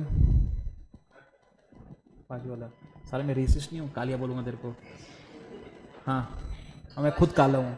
हाँ माँ कसम, एक और नया परमिशन कॉम्बिनेशन आ गया, liable not liable not liable. अब तो एक भी आंसर राइट नहीं आया है टू बी ऑनेस्ट, ठीक है। हगा हो तो मिटाते हैं एक बार। हाँ स्नेहा दीदी, आपका एग्जाम्पल था, क्या लगता है आपको? आंसर राइट है। हाँ उसको इजी करते हैं। देख फर्स्ट एंड थर्ड केस, प्यार से बोलूँ तो अटेम्प्ट टू मर्डर होता है, ऑब्वियसली यू आर लायबल। अरे थर्ड में कैसे बोल सकते नॉट लायबल? अरे अटेम्प्ट टू मर्डर है, जानबूझ के निकाला तूने wire, obviously you are liable. तो first and third is a no brainer, liable and liable, but obvious. Second के ऊपर आते हैं। मैं तुझे 20,000 रुपये दे ही इस चीज़ का रहा हूँ कि तू मुझे अच्छी कार दे, बेटे तेरा धंधा है वो धंधा, तुझे नहीं पता वो तेरा प्रॉब्लम है ना। मतलब आप तो मुझे ऐसा बोल रहे हो कि सर हमने रेस्टोरेंट से खाना ऑर्डर करा, खाना खाया, फूड पॉइजनिंग हो गया, रेस्टोरेंट बोलता है सॉरी हमें नहीं पता था, हम बोलेंगे चल तुझे नहीं पता था ना, चल कोई बात नहीं। सो सेंसलेस। अरे तेरे को पैसा ही मैं इसके दे रहा हूँ कि तुझे पता हो, तुझे नहीं पता तो तेरा प्रॉब्लम है, तो obviously it has to be liable. Although नहीं पता था फिर भी डजंट मैटर। लास्ट वाले के अंदर साले एक तो मुझसे मुफ्त में लेके जा रहा है, ऊपर से बोलता है कि रिपेयर क्यों नहीं कराया। अरे नहीं करा, मेरी मर्जी, मेरी कार, धंधा थोड़ी कर रहा हूँ मैं कि मुझे नॉलेज हो कि हाँ सब अप टू डेट है कि नहीं, टाइम टू टाइम पे सब सर्विस में जानी चाहिए, मेरे पास डेट भी लिखी हुई है, लास्ट सर्विस कब हुई थी। अरे पागल है क्या? नहीं करो, मेरी मर्जी मेरी कार, तू लेकर गया तू चेक करवा लेता, ऑब्वियसली नॉट लायबल। कितना ऑब्वियस पॉइंट है, पहले दोनों case are non gratuitous and last 2 cases are gratuitous. This is non gratuitous, this is non gratuitous क्योंकि पैसा इन्वॉल्व है। दिस इज ग्रेटिट्यूअस फ्री है, ग्रेटिट्यूअस फ्री है, लिख देते हैं पे फिर भी रुपीस क्रॉस बुक में से पढ़ते हैं एक बार, फिर आपको कॉपी करना है तो आपकी श्रद्धा, बुक में से पढ़ लेते हैं एक बार। हमने आपको ये पढ़ाया ड्यूटीज ऑफ बेलर, उसके अंदर डिस्क्लोज नॉन फैक्ट्स, ठीक है। स्टार्ट करते हैं। ये रहा, बेलर्स ड्यूटी वो आपको 4 में से 3 केस पढ़ाएगा, मैंने आपको चारों केस पढ़ा दिए, ठीक है। दुनिया में 5वां केस नहीं बन सकता। Bailor's duty to disclose faults in goods bailed in case of gratuitous bailment, ठीक है, हमारा third and fourth case. The bailor is bound to disclose the bailee faults in the goods of which the bailor is aware, आपको वही disclose करना है जो आपको पता है, and which materially interfere with the use of them or expose the baby to extraordinary risk. And if he does not make such disclosure, he is responsible. पता है नहीं बताया, responsible. Example: A lends a horse which he knows to be vicious. Knows, vicious मतलब पागल, जंगली. He does not disclose the fact that the horse is vicious. The horse runs away, B is thrown and injured. A is responsible to B for the damage sustained. भले ग्रेटिट्यूस था पर आपको पता था, आपने नहीं बताया, तो ग्रेटिट्यूस के अंदर पता था वाला केस। हमारा केस नंबर 3, ऊपर से तीसरा केस था हमारा। आगे, in case of non gratuitous bailment, धंधा, हमारा case number 1 and 2। If the goods are bailed for hire, the bailor is responsible, okay, bailor is responsible for such damage whether he was or was not aware of the existence of such faults in the goods field, पता हो या ना पता हो। Example: A hires a carriage of B, the carriage is unsafe.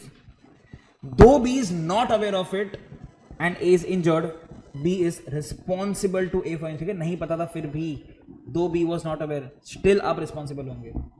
और नीचे वही case law भी दिया हुआ है, एक बहुत ईजी सा। In Hyman and Wife versus Nine Sons, A hired from B a carriage along with a pair of horses and a driver for a specific journey.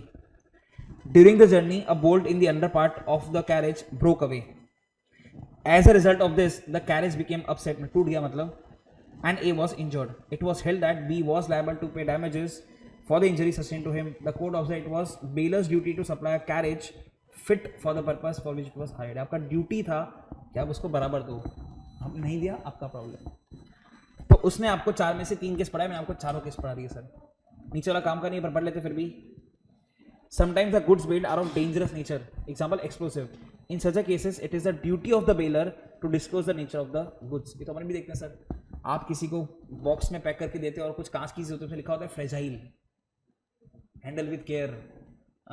वो हिट के ऊपर लिखा होता है, काले हिट के ऊपर, लाल हिट के ऊपर, keep away from the eyes, always wash your hands after use. Uno के कार्ड्स के ऊपर लिखा होता है 3+, बच्चा खा जाएगा ना 3 से नीचे वाला, तो ठीक है, हमको आता है एनीवे। तो 4 केसेस अपने पास बेसिकली समझने के लिए कि क्या हो रहा है क्या नहीं हो रहा है। मैं इसको और अच्छे से लिख दूँ अगर वहाँ पे, तो फर्स्ट मैं will write bailor liable, bailor liable,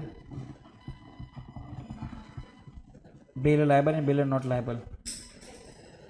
logic ना पड़ेगा सिर्फ सेकेंड वाले के अंदर।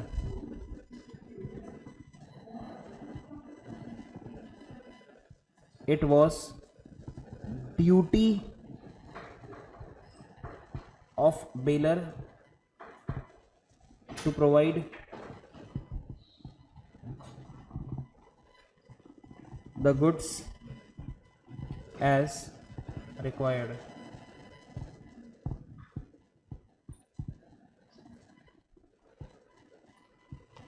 या बुक का लैंग्वेज लिखे तो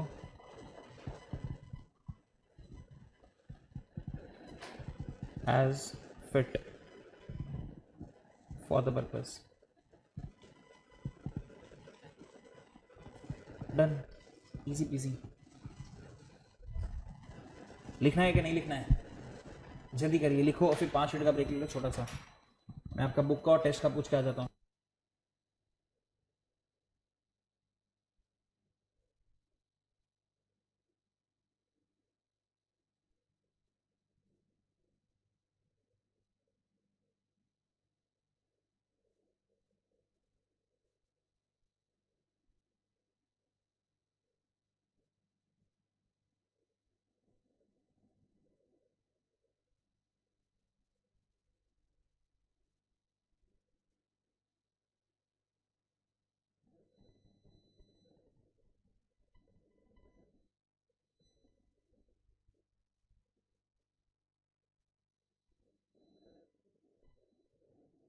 इसमें कौन सा देना चाहेगा? भैया बोल रहे हैं इसमें और फ्रॉड में क्या फ़र्क है, या मिसप्रेजेंटेशन में क्या फ़र्क है? एनीवन? घंटा, हाँ बाजू में कुछ नहीं, पानी पिलाओ उसको। फ्रॉड मिसप्रेजेंटेशन क्या होता है? गुड्स बेचने की बात कर रहे हैं, यहाँ बेचने की बात थोड़ी हो रही है, यहाँ तो हम ले रहे हैं और वापस दे देंगे ना, दैट इज सेल। कीवर्ड टेम्पटर भी सेल में लगता है, ये सेल थोड़ी है, ये तो हम हायर पे ले रहे हैं वापस दे देंगे, लेंड करें वापस दे देंगे।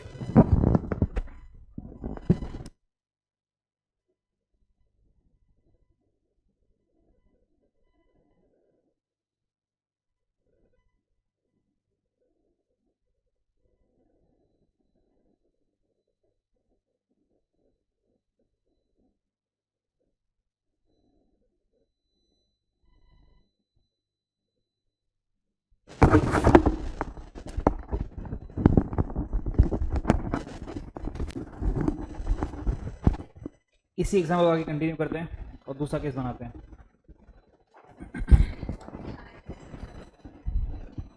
नहीं, टॉपिक अलग होगा ना, केस सेम होगा, टॉपिक अलग होगा।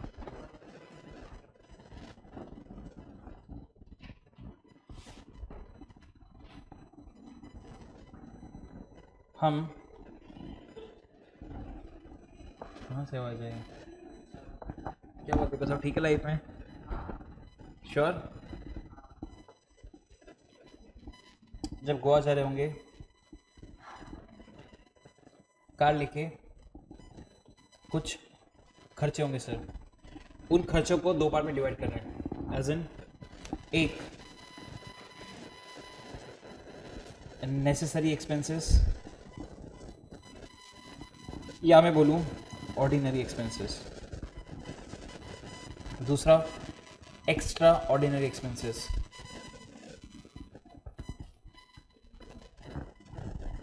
दोनों का एग्जांपल ले लेते हैं। सर जब गोवा जाएंगे ऑब्वियस हमको भराना पड़ेगा उसके अंदर, कार के अंदर पेट्रोल या सीएनजी व्हाटएवर, डीजल व्हाटएवर। उसके अलावा खर्चा होगा with respect to toll etcetera.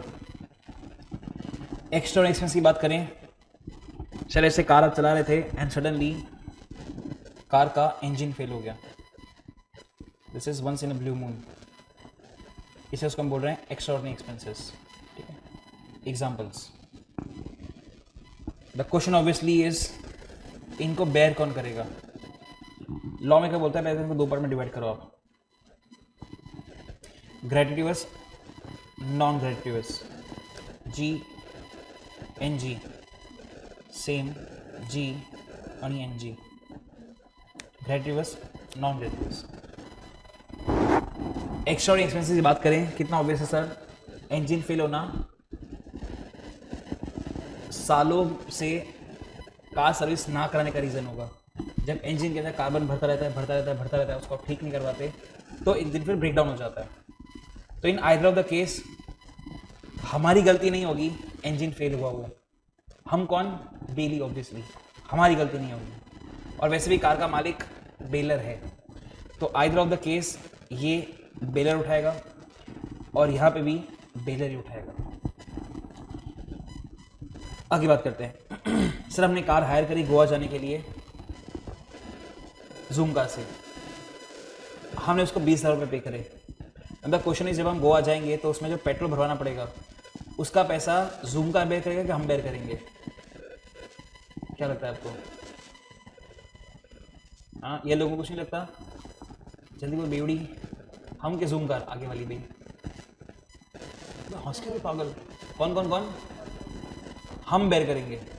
Last में गुज्जू क्या लगता तेरे को? क्यों हम, क्यों? तो उसको दिया तो उसे हमने 20,000 रुपये। बोल बोल आगे, माइग्रेन। हाँ मैं बोल रहा हूँ, वही आंसर है, रीजन पूछ रहा हूँ। 20,000 हमने कार का दिया हुआ है। अबे ऐसे तो हम 20,000 रुपये उसको दें और कार के अंदर पेट्रोल हो 40,000 का गोवा जाने में, तो 20,000 उससे दिया हमने, 40 वापस ले लेंगे, फिर पागल हो गया क्या? 20,000 में सिर्फ कार का पैसा दिया है, थ्रू आउट द जर्नी जो खर्चा होगा तो आप ही बेयर करोगे। इवन अगर आपने ड्राइवर लिया तो ड्राइवर का खाने का खर्चा भी आप बेयर करोगे। तो कितना ऑब्वियस है, if it is non gratuitous bailment और पेट्रोल और टोल एक्सेट्रा के खर्चे की बात करें तो ये बेली उठाएगा। फिर आता है लास्ट पॉइंट। क्लास में कोई सिंधी है, सिंधी नहीं, कच्ची गुजराती है कोई, कच्ची गुजराती, एक कच्ची गुजराती, तू कौन? 1/4 सिंधी, ओके। आप कच्ची गुजराती, 1/4, 1/2 है फुल फुल फुल फुल। कोई मारवाड़ी है मेरे जैसा? मारवाड़ी है, 3 जन है मारवाड़ी, 1 2 3। हम लोगों को साइड में कर देते हैं, हमारी बात नहीं करते, नॉर्मल लोगों की बात करते हैं। लॉ में क्या बोलता है, अगर आप अपने दोस्त को, ग्रेचुइटस की बात करें, अगर आप अपने दोस्त को कार दोगे तो ऑब्वियसली उसके अंदर पेट्रोल भरवा के दोगे, ऐसा लॉ मेकर बोलता है। म्हणजे वो लॉ मेकर बोलता है यहाँ पे आप लिखेंगे बेलर, कि भाई कोई दोस्त कार मांगने आया तो उसको हम फास्टैग का रिचार्ज करवा के देंगे, कार के अंदर पेट्रोल फुल करवा के देंगे, ये हमारा जिम्मेदारी, सर लॉ मेकर बोलते हैं, ठीक है। बस टॉपिक खत्म हो गया। देख बुक में जाते हैं एक बार, ये रहा सेकेंड वाला पॉइंट, ठीक है, हम ये पढ़ रहे हैं अब। ये हो गया, हम इस पे आ गए। देख क्या बोलता है, ड्यूटी टू पे necessary expenses in case of, पहले नॉन ग्रेचुइटस पढ़ेंगे obviously. In case of non-gratuitous payment, the bailor is liable to pay extraordinary expenses incurred by the bailee. Reconcile करते हैं ना सर, extraordinary के अंदर non-gratuitous मतलब हमने ये reconcile कर लिया अब तक, ठीक है, और भी reconcile करते हैं। एग्जाम्पल पे आते हैं। A hired a taxi from B, ठीक है, हम non-gratuitous के अंदर पढ़ रहे हैं। A hired a taxi from B for the purpose of going to Gurgaon from Noida. During the journey, a major defect occurred in the engine. A had to pay 5,000 as repair charges. These are extraordinary expenses, and it is the bailor's duty to bear the expenses. खर्च हो गया reconcile. आगे देख. However, the usual and ordinary expenses, जब का दोनों लिखा है, ordinary भी लिखा है, necessary भी लिखा है मैंने आपको, for petrol, toll tax, etc., are to be borne by the bailey itself. Non-gratuitous के अंदर reconcile करते हैं। दो रिकंसाइल कर अब तक। आगे क्या लिख रही है तू कब से? क्योंकि बाहर निकल, तू बर्थडे बाहर निकल, लास्ट बेंच पे जा, अब वहीं बैठना तो। अब हाँ कोई बात नहीं, लास्ट बेंच पे जा। उनको मैंने एक बार समझाया, पांचों समझ गए। Last bench. हाँ हम बाकी का रिकंसाइल करते हैं। बॉस यहाँ पर आ गए, ऊपर का पढ़ना बाकी है, अब वो पढ़ लेते हैं। That is in case of gratuitous bailment, where by the conditions of the bailment the goods are to be kept और टू बी कैरिड और to have work done upon them by the bailee for the bailor and the bailee is to receive no remuneration. बेवड़े इतना सब लिखा है, सच्चा सीधा ये बोलते हैं ना ग्रेचुइटस बेलमेंट, ये पूरे कुछ काम का ही नहीं हुआ मेरे। Bailor is to receive no remuneration मतलब इट इज ग्रेचुइटस, ये भी काट दिया मैंने, यहाँ पे आता गया ग्रेचुइटस। आगे, the bailor shall repay to the bailee the necessary expenses incurred by him and any extraordinary expenses incurred by him for the purpose of bailment. आते सर वहां पे ये रहा सर, reconciled। थोड़ा मान देखो मेरा, कॉपी करो जल्दी से।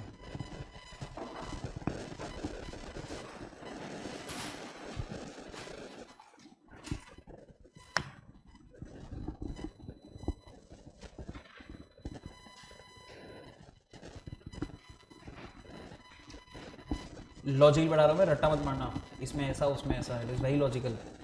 रट्टा मारने का कोई सेंस ही नहीं बनता है।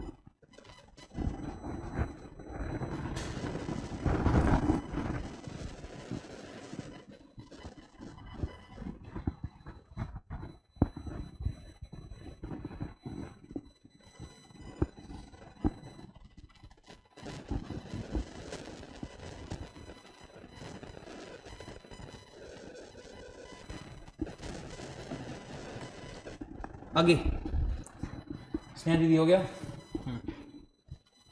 आगे दोनों पॉइंट आसान है sir. Next both points very easy.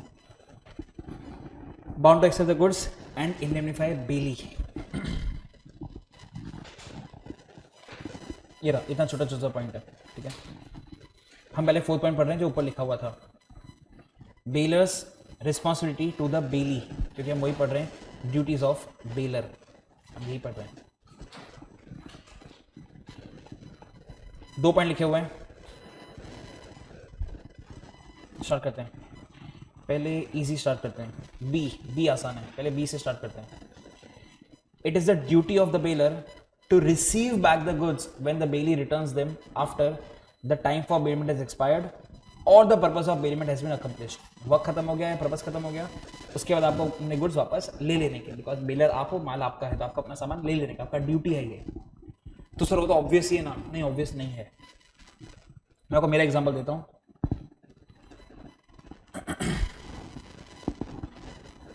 आपकी सोसाइटी में भी होगा शायद, मुझे नहीं पता, हमारी सोसाइटी में तो ऐसा है कि आपका जैसा अगर एक घर होता है तो आपको एक कार पार्किंग फ्री मिलती है। एक पार्किंग मिलती है आपको एक घर के साथ, एक यूनिट के साथ। नहीं, आपकी सोसाइटी में नहीं है ऐसा? खरीदना पड़ता है, एक कार का भी खरीदना पड़ता है। पागल हो गए क्या ना। मैं सोसाइटी का बताता हूँ आपको। आपका अगर एक घर है 1 यूनिट, तो आपको एक कार पार्किंग फ्री मिलती है। मेरे घर का बताऊं, माय घर इज 403 404, मतलब मैंने 2 घर बाय करे हैं बाजू बाजू में, मतलब मुझे 2 कार पार्किंग फ्री मिलती है। मेरे पास कार है 4, इसका मतलब ये है कि जो थर्ड कार है उसका मुझे पे करना पड़ता है ₹4000 पर मंथ, एंड फोर्थ का मुझे करना पड़ता है ₹5000 पर मंथ। मतलब मैं महीने का 9000 रुपये दे रहा हूँ सिर्फ कार पार्किंग का, वो भी स्पेस अवेलेबल है इसलिए, नहीं तो वो भी बाहर रखना पड़ता है। नाउ लेट्स से मैंने अपना कार सर्विस में दिया 1 तारीख को, 1 फेब को, ठीक है। कौन सा सर? कार नंबर 3 मैंने सर्विस में दिया। 12 फरवरी को उसका फ़ोन आया कि साहब की कार हो गई, अब वापस लेके जाओ। मैंने मेरा मारवाड़ी दिमाग लगाया, मैंने बोला अरे रुक रुक रुक, मेरी एक और कार है वो भी सर्विस में ले ले, मैं दोनों कार बाद में साथ में ले लेता हूँ। तो मैंने मेरी कार 4 उसको 12 तारीख को दी। फिर उसका मुझे 25 तारीख को फ़ोन आया, सर आपकी दोनों कार अब ले जाओ, सर्विस हो चुकी है। मैंने मेरा मारवाड़ी दिमाग वापस से लगाया कि अगर मैं 3 दिन डिले करूँ, 3 दिन डिले, 9000 रुपये बच जाएगा, या एटलीस्ट कार 3 का तो पूरा कार 4 का आधा ऐसा कुछ बच जाएगा। ऐसा दिमाग लगाया मैंने कि सर 4000 तो आउटराइट बचेगा कार नंबर 3 का, क्योंकि वो 1 तारीख को दी थी मैंने, और मैं उसको लेकर आऊँगा 1 मार्च को।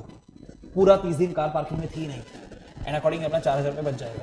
ऐसा मैंने दिमाग लगाया और मैंने उसको बोला कि 1 मार्च को आता हूँ। No understand this. उसके वर्कशॉप के अंदर जगह तो होगी नहीं, ऑब्वियसली मुंबई की बात करें, रोज़ कार आती है, हज़ारों कार आती है। तो उसने क्या करा, मेरी कार की सेफ गार्डिंग के लिए BMC की पार्किंग में कार को पार्क कर दिया,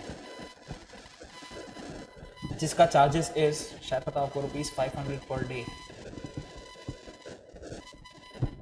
जैसे आप अगर सपोज पलेडियम मॉल में गए, कोई भी मॉल में गए XYZ, 1 घंटा 2 घंटा फ्री होता है, 1 घंटा तो फ्री होता है, 2 घंटा 3 घंटा 4 घंटा होता है, आपसे वो पैसे लेते हैं, पता है कि नहीं पता।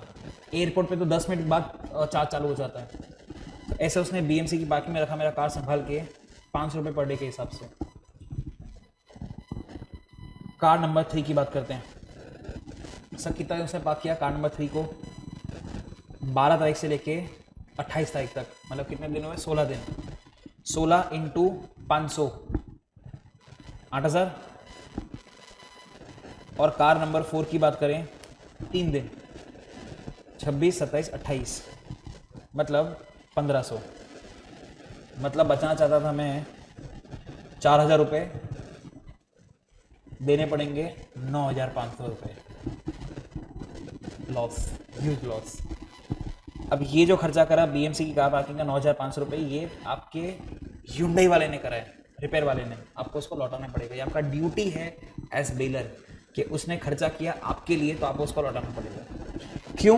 क्योंकि आप टाइम पे कार लेने नहीं गए सर, तो उसको खर्चा करना पड़ा। देखो उसने आगे लिखा, if the baler refuses to take delivery of the goods when it is offered at the proper time, the bailee can claim compensation for all necessary expenses incurred for the same purchase. DMC का part कितना sensible, कितना logical है। तो मेरा as a duty क्या baler होने का कि जब वो सामान लौटा है तो चुपचाप ले लेने का, ठीक है। ये आसान पॉइंट है, ए खतरनाक पॉइंट है, आगे भी 3-4 बार रिपीट होगा, तो उसको हम एक बार ही अच्छे से पढ़ लेते हैं। फोर्थ का ऊपर वाला ए वाला पॉइंट है। एग्जांपल लेते हैं,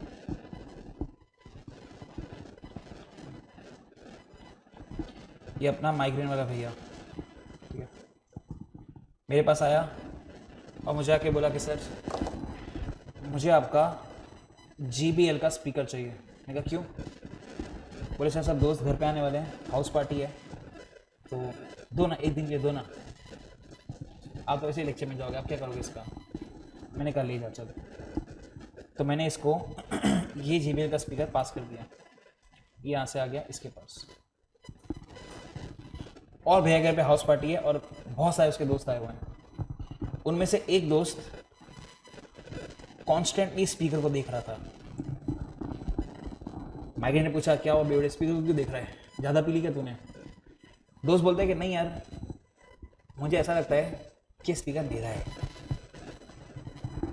माइग्रेन बोलते हैं नहीं नहीं मैं तो अपने सर से लेकर आऊँ, तेरा कैसे है? उसका दोस्त उसको बिल बताता है जिसके अंदर सीरियल नंबर लिखा हुआ था, जो एग्जैक्टली मैच करता है इस स्पीकर के सीरियल नंबर के साथ। मतलब ये प्रूव हो गया कि वो स्पीकर उसका ही है, उसके दोस्त का। सर अब क्या होगा? भर भर के सू होगा, सू, ये इसके ऊपर केस ठोकेगा चोरी का। ऑब्वियसली माइग्रेन तो आराम से बच जाएगा प्रूव करके कि उसने स्पीकर मुझसे लिया था, चोरी का नहीं है। पर ये सब करने में सर खर्चा आएगा, लॉयर का टाइम खोटी हुआ, दिमाग खराब हुआ। लॉ में क्या बोलता है? ये सारा पैसा मैं इसको कंपनसेट करूंगा, जिसके लिए मैं एक अच्छा वर्ड पढ़ चुके हैं, इंडेमनीफाई। बस कितना छोटा सा पॉइंट है सर। रीजन क्या है इसका? Because I was having a defective title, मतलब मैं उसका मालिक ही नहीं था, मतलब मुझे बेलमेंट करना ही नहीं चाहिए था, मेरे पास गुड्स ही नहीं होना चाहिए था। अब क्योंकि मेरी वजह से उसको नुकसान हुआ, प्रॉब्लम हुआ, तो जो भी नुकसान प्रॉब्लम हुआ वो मुझे उसको देना पड़ेगा। उसी को हम इंडेमनीफाई बोलते हैं, कंपनसेट। ये क्या बोलता है? Indemnify for any loss which the bailee may sustain by reason that the bailer was not entitled, ठीक है, not entitled to make the bailment or to receive back the goods or to give directions. Reason defective title in goods, चोरी का माल। उसका example हो गया ये JBL, super duper easy, ठीक है। तो नाम का भी लग है क्योंकि उसने JBL का स्पीकर दिया, बाकी वो तो ओनर भी नहीं है सर, ठीक है। तो ही हैज़ डिफेक्टिव टाइटल। ये टॉपिक आगे 2 बार और रिपीट होगा, हम इसको पहचानेंगे आज के बाद JBL नाम से, ठीक है। डिफेक्टिव टाइटल को आज के बाद हम पहचानेंगे JBL से। JBL वाला एग्जाम्पल याद रखना। बस एक ही पॉइंट बचा सर, सबसे आसान, duty to indemnify the bailee for premature termination. छोटा सा लिखा उसने तो, the bailor must compensate the bailee for the loss और damage suffered by the bailee that is in excess of the benefit received when he lent the goods gratuitously and decides to terminate the bailment before the expiry of the period of bailment. ऊपर से बहुत easy लगता है, आप deep में जाओ तो बहुत डिफिकल्ट है वो पॉइंट। मुझे एक चीज़ समझ में आई अब तक पढ़ने के बाद कि सर हमारे इस वाले केस के अंदर बना रखा है ना हमने, इस वाले केस के अंदर हमने 7 दिन के लिए कार ली थी। 2 दिन बाद वापस फ़ोन आता है जूमका वाले का कि ब्रो कार वापस दे, मुझे ग्राहक मिला जो मुझे 25,000 देने को रेडी है। मैं उनका फ़ोन ही काट दूंगा। सर क्यों?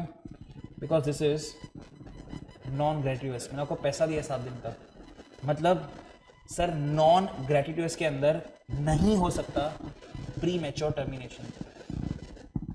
ये पहला अंडरस्टैंडिंग था जो बुक में लिखा हुआ नहीं है, आपको स्ट्राइक होना चाहिए। सर क्यों? क्योंकि बुक में लिखा हुआ है सिर्फ gratuitous bailment. Where he had lent the goods gratuitously, और फिर उसके अंदर प्री मैच्योर टर्मिनेशन। तो ग्रेटिट्यूअस के अंदर ही प्री मैच्योर टर्मिनेशन हो सकता है। ये इम्प्लीकेशन आपको समझना था कि अगर मैं कार दोस्त को दी और वापस से मुझे कार चाहिए तो मैं कभी भी मांग सकता हूँ, क्योंकि धंधा नहीं है।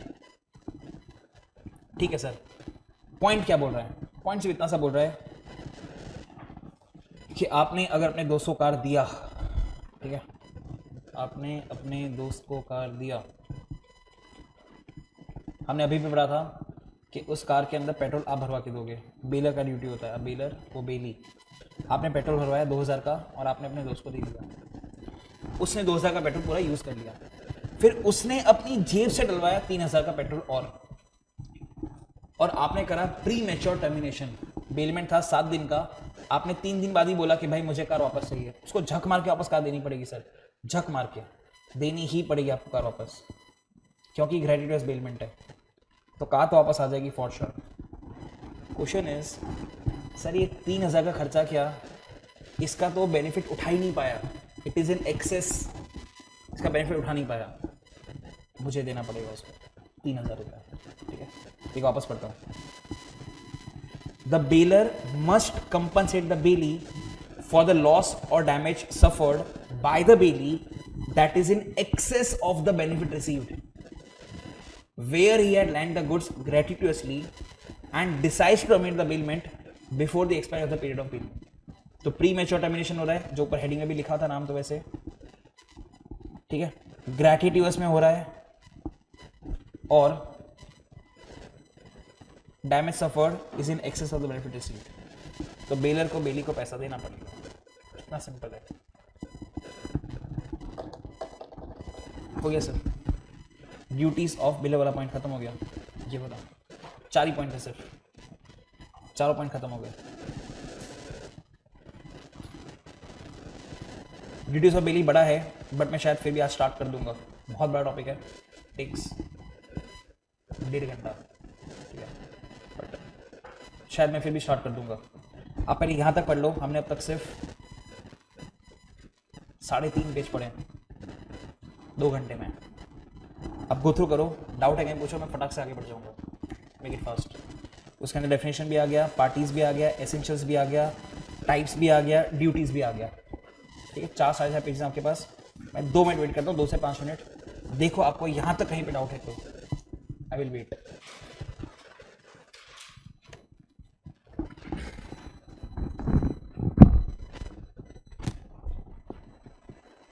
दीदी बुक नहीं,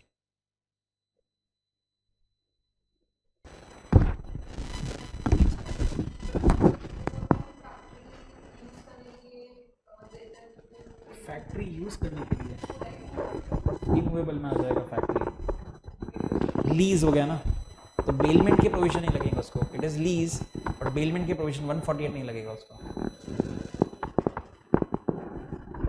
ऑनलाइन में एक डाउट है, मिथिल गुप्ता, ड्यूटी टू पे नेसेसरी एक्सपेंसेस, इसमें कहां दर्द है बे?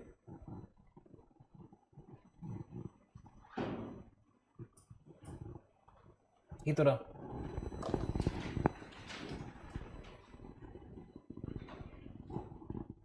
इन दोनों खर्चे की बात करें अगर, पहले इसकी बात करते हैं इंजन फेल की।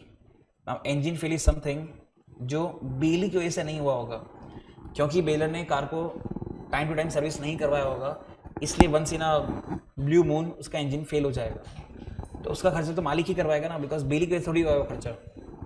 तो उसका खर्चा देख मालिक उठा रहा है, दोनों केस में ग्रेटिट्यूअस हो या नॉन ग्रेटिट्यूअस हो, मालिक उठा रहा है। ऑन द कॉन्ट्रेरी, अगर हम जूम का ऐसे कार लेके जाते हैं हायर पे, तो जो रास्ते में खर्चे होंगे, अरे वो तो हम ही देंगे ना, हमारी जेब से, क्योंकि उसको तो हमने पैसा दिया है कार का, नॉट रिकरिंग एक्सपेंसेस, वो तो अपन को ही देना पड़ेगा। और जब दोस्त को देंगे कार जो भी है, तो हम उसको पेट्रोल वेट्रोल भरवा के देंगे। वो क्यों? हाँ, इतना ऑब्वियस है, लॉ में लिखा हुआ है। अगर मैं तेरे को कार दूँ और मैं तुझे बोलूँ कि नहीं यार मैं तभी दूंगा अगर तू भरवाएगा, तो फिर तुझे ही भराना पड़ेगा। वो तो अपने दोनों पे डिपेंड करता है, प्राइमा फेसी मुझे भराने का, पर अगर मैं तेरे को ऐसा बोलूँ मैं दूंगा अगर तू भरवाएगा तो फिर तुझे भरवाने का, तो मुझे नहीं देने का। फिर तो अपन दोनों पे डिपेंड करता है ना, तो चेंज कर सकते हैं उसको अपन। आगे आज का लास्ट टॉपिक। कितने केस बन सकते हैं?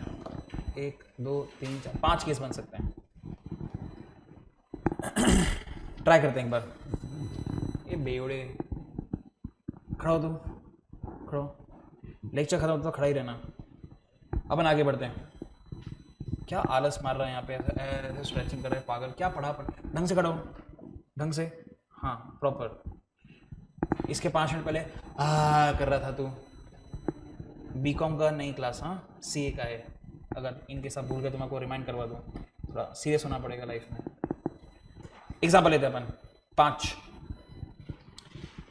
एग्जाम्पल नंबर 1, सपोज हमने गोल्ड का ज्वेलरी दिया हमारे बाजू वाले को। ये हम, मी, और ये हमारा बाजू वाला। जब हमने उसको गोल्ड दिया तो हमने उसको बोला भाई संभाल के रखना,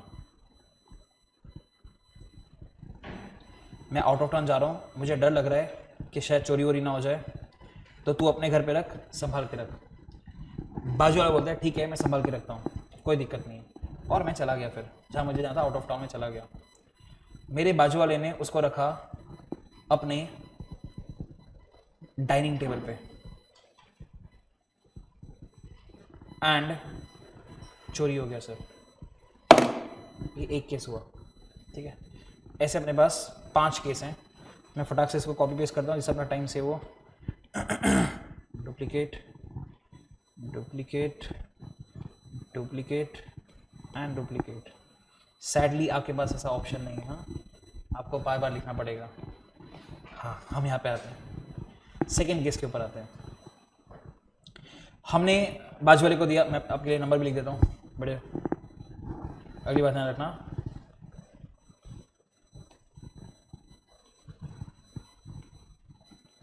वन 2 3 4 एंड 5। 2 की बात करें, हमने गोल्ड दिया उसको संभालने के लिए बाजू वाले को, क्योंकि हम आउट ऑफ टाउन जा रहे थे, और बोला कि भाई संभाल के रखना। उसने उसको रखा अपने अलमारी में, अलमीरा। यही स्पेलिंग होती है ना, अलमीरा। सऊदी अरेबिया तू बता, बेवड़ी देखो भी नहीं पता। ओके लेट्स कीप इट अलमारी, गवारों की तरह अलमारी, ठीक है। चोरी हो गया। थर्ड केस, हमने उसको गोल्ड दिया संभाल के रखने के लिए, और उसको हमने क्लियरली बोला कि ब्रो इसको रखना तो प्लीज बैंक लॉकर के अंदर। ऐसा हमने देर टाइम बोला उसको। उसने डाइनिंग टेबल पर रखा और चोरी हो गया। Okay next.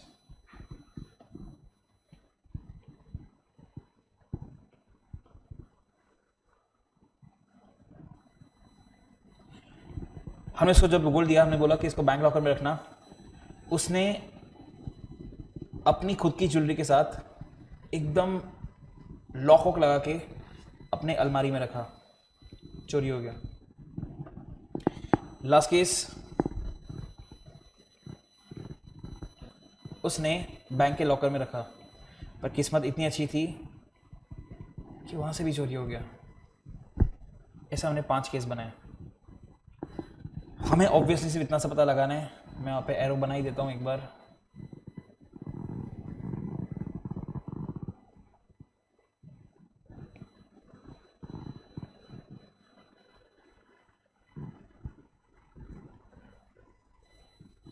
कौन से केस के अंदर बेली लायबल होगा, कौन से केस के अंदर नहीं होगा, हमें सिर्फ इतना ही पता लगाना है। पहले क्वेश्चन पूछ लेते हैं। हाँ सर चश्मा वाले भैया, पूरे एग्जाम्पल के अंदर बेलर कौन, बेली कौन? सॉरी, और बेली क्यों? आंसर राइट है, क्यों? जो गुड्स देने वाला होता है वो बेलर होता है, ठीक है ठीक है। हाँ तो क्वेश्चन वापस रिपीट करता हूँ इन केस आपको नहीं समझा तो। सब में क्वेश्चन एक ही है, बेली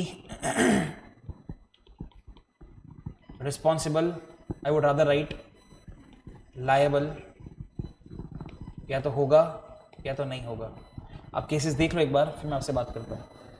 केसेस आपके सामने है सर, दुनिया में छठा केस बन नहीं सकता। अब देख लो एक बार, डिस्कस करते हैं, लेक्चर को एंड करते हैं।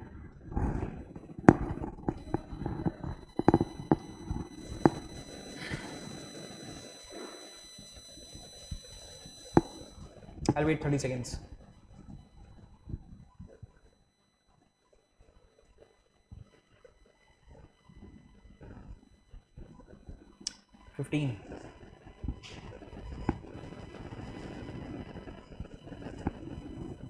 ओके, यस सर, आंसर देना स्टार्ट करिए। क्या लगता है आपको? इंशाल्लाह आपके आंसर्स राइट होंगे, ऐसा मुझे लगता है। फर्स्ट क्वेश्चन बताइए, बेली लायबल है कि नहीं है? Okay, first liable, second not liable, fourth, 5 answer right है उसके। ऑब्वियस है ना, बहुत ज़्यादा। हमने यहाँ पे लिखा संभाल के रखना, that would never mean dining table. आप खुद के ज्वेलरी कहाँ रखते हो? अलमारी में। मेरा कहाँ रख रहे हो? डाइनिंग टेबल में। मतलब संभाल के नहीं रखा, तो या तो आप ज्वेलरी लेते ही नहीं, मना कर देते नहीं मैं नहीं रखूंगा, और अगर ले लिया तो मेरी बात सुनना था आपको। तो क्योंकि आपने डाइनिंग टेबल में रखा, आपने ध्यान नहीं दिया, आप लायबल, खत्म बात। सेकंड केस के अंदर बिचा की क्या गलती? रादर मेरे गोल्ड के साथ साथ उसका गोल्ड भी गया होगा। जैसा वो खुद का संभाल के रखता है वैसा उस मेरा संभाल के रखा अपनी अलमारी के अंदर, पर चोरी हो गई, बेचारी उसकी ये गलती उसमें। थर्ड, जब मैं बोल रहा हूँ स्पेसिफिक इंस्ट्रक्शन दे रहा हूँ बैंक लॉकर, तो भाई इट मीन्स बैंक लॉकर। अब तो उसको अलमारी में रखे या डाइनिंग टेबल में रखे, इन अदर केस आप लायबल हो। जैसा बोला वैसे ही करा, फिर भी चोरी हुई तो थोड़ी वो लायबल होगा। 5 ही केस बन सकते दुनिया में।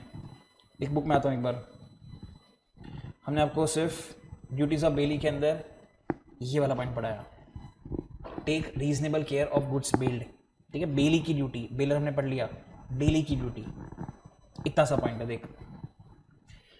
इन ऑल केसेस ऑफ बेलमेंट, मतलब non gratuitous gratuitous doesn't matter, in all cases of bailment the bailee is bound to take as much care of the goods bailed to him as a man of ordinary prudence. मतलब खुद के case में आप क्या करते? would under similar circumstances take care of his own goods of the same bulk, quality and value as the goods bailed। तो अगर खुद का गोल्ड होता था उसको अलमारी में रखते, मतलब आपको मेरा भी अलमारी में ही रखना चाहिए था, ये उसका मतलब हुआ। इन लोगों को नहीं पता होगा ऑब्वियसली ऑर्डिनरी प्रूडेंस का मतलब। एग्जांपल दे देते हैं। चश्मे भैया कहाँ रहता है तू? कौन से स्टेशन पे रहता है? इतना क्या सोच रहा है? मीरा रोड सोच क्या रहा है? अब भैया को यहाँ से लेक्चर के बाद बोरीवली से मीरा रोड जाना है। अब भैया के पास 2 ऑप्शन है, पहले बोरीवली से जाए फास्ट ट्रेन पकड़ के पालगढ़, फिर पालगढ़ से फास्ट ट्रेन पकड़ के आए मीरा रोड, ये एक ऑप्शन। दूसरा, यहाँ से चुपचाप स्लो ट्रेन पकड़ के जाए मीरा रोड। तो अगर भैया सेकेंड ऑप्शन यूज करते हैं उसको बोलते हैं ऑर्डिनरी प्रूडेंस। एक नॉर्मल आदमी जो नॉर्मल केस में करता उसको बोलते हैं ordinary prudence. Example 12, if X bails his ornaments to Y and Y keeps these ornaments in his own locker at his house along with his own ornaments, and if all the ornaments are lost or stolen in a riot, Y will not be responsible। हमारा case number 2 for the loss of X। if on the other hand X specifically instructs Y to keep them in a bank, हमारा case number 3, 4, 5, but Y keeps them at his residence, मतलब case number 3 and 4, Y would be responsible for the loss caused on account of riot। Example 13 एक कोई दिया हुआ है, गंदा सा पढ़ लेते हैं। अच्छा एग्जाम्पल है, गंदा नहीं, अच्छा है। A deposited his goods in B's warehouse on account of unprecedented floods। बहुत तेजी से floods I unexpectedly. A part of the goods were damaged। तो मेरी क्या गलती उसके अंदर? It was held that B is not liable for the loss। Exception तो अलग पॉइंट है। Bailey when not liable for loss etc. of thing bailed। The bailey in the absence of any special contract is not responsible for the loss, destruction or deterioration of the things bailed if he has taken reasonable care as required। तो वही तो हमारा case number 2 था। आप responsible नहीं होंगे अगर आपने रीजनेबल केयर रखा, तो मतलब आपने उसको अलमारी में रखा तो आप लायबल नहीं होंगे, नॉट लायबल। So easy. तो बुक में बहुत गंदे से थियोरेटिकली लिखा हुआ है, पढ़ के समझ में आता है पर याद नहीं रहता, इससे आपको याद रहना चाहिए। लिखो और घर जाओ। मेरी बात को लेक्चर थोड़ी है, नहीं, लिखो और घर जाओ। तुम बच्चों को समझ में आया?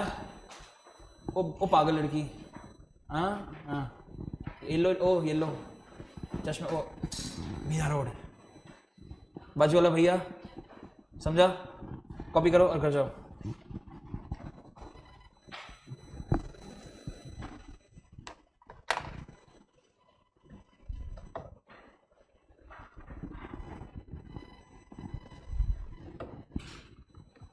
ऑनलाइन वालों स्क्रीनशॉट ले लो, ऑनलाइन वालों स्क्रीनशॉट ले लो।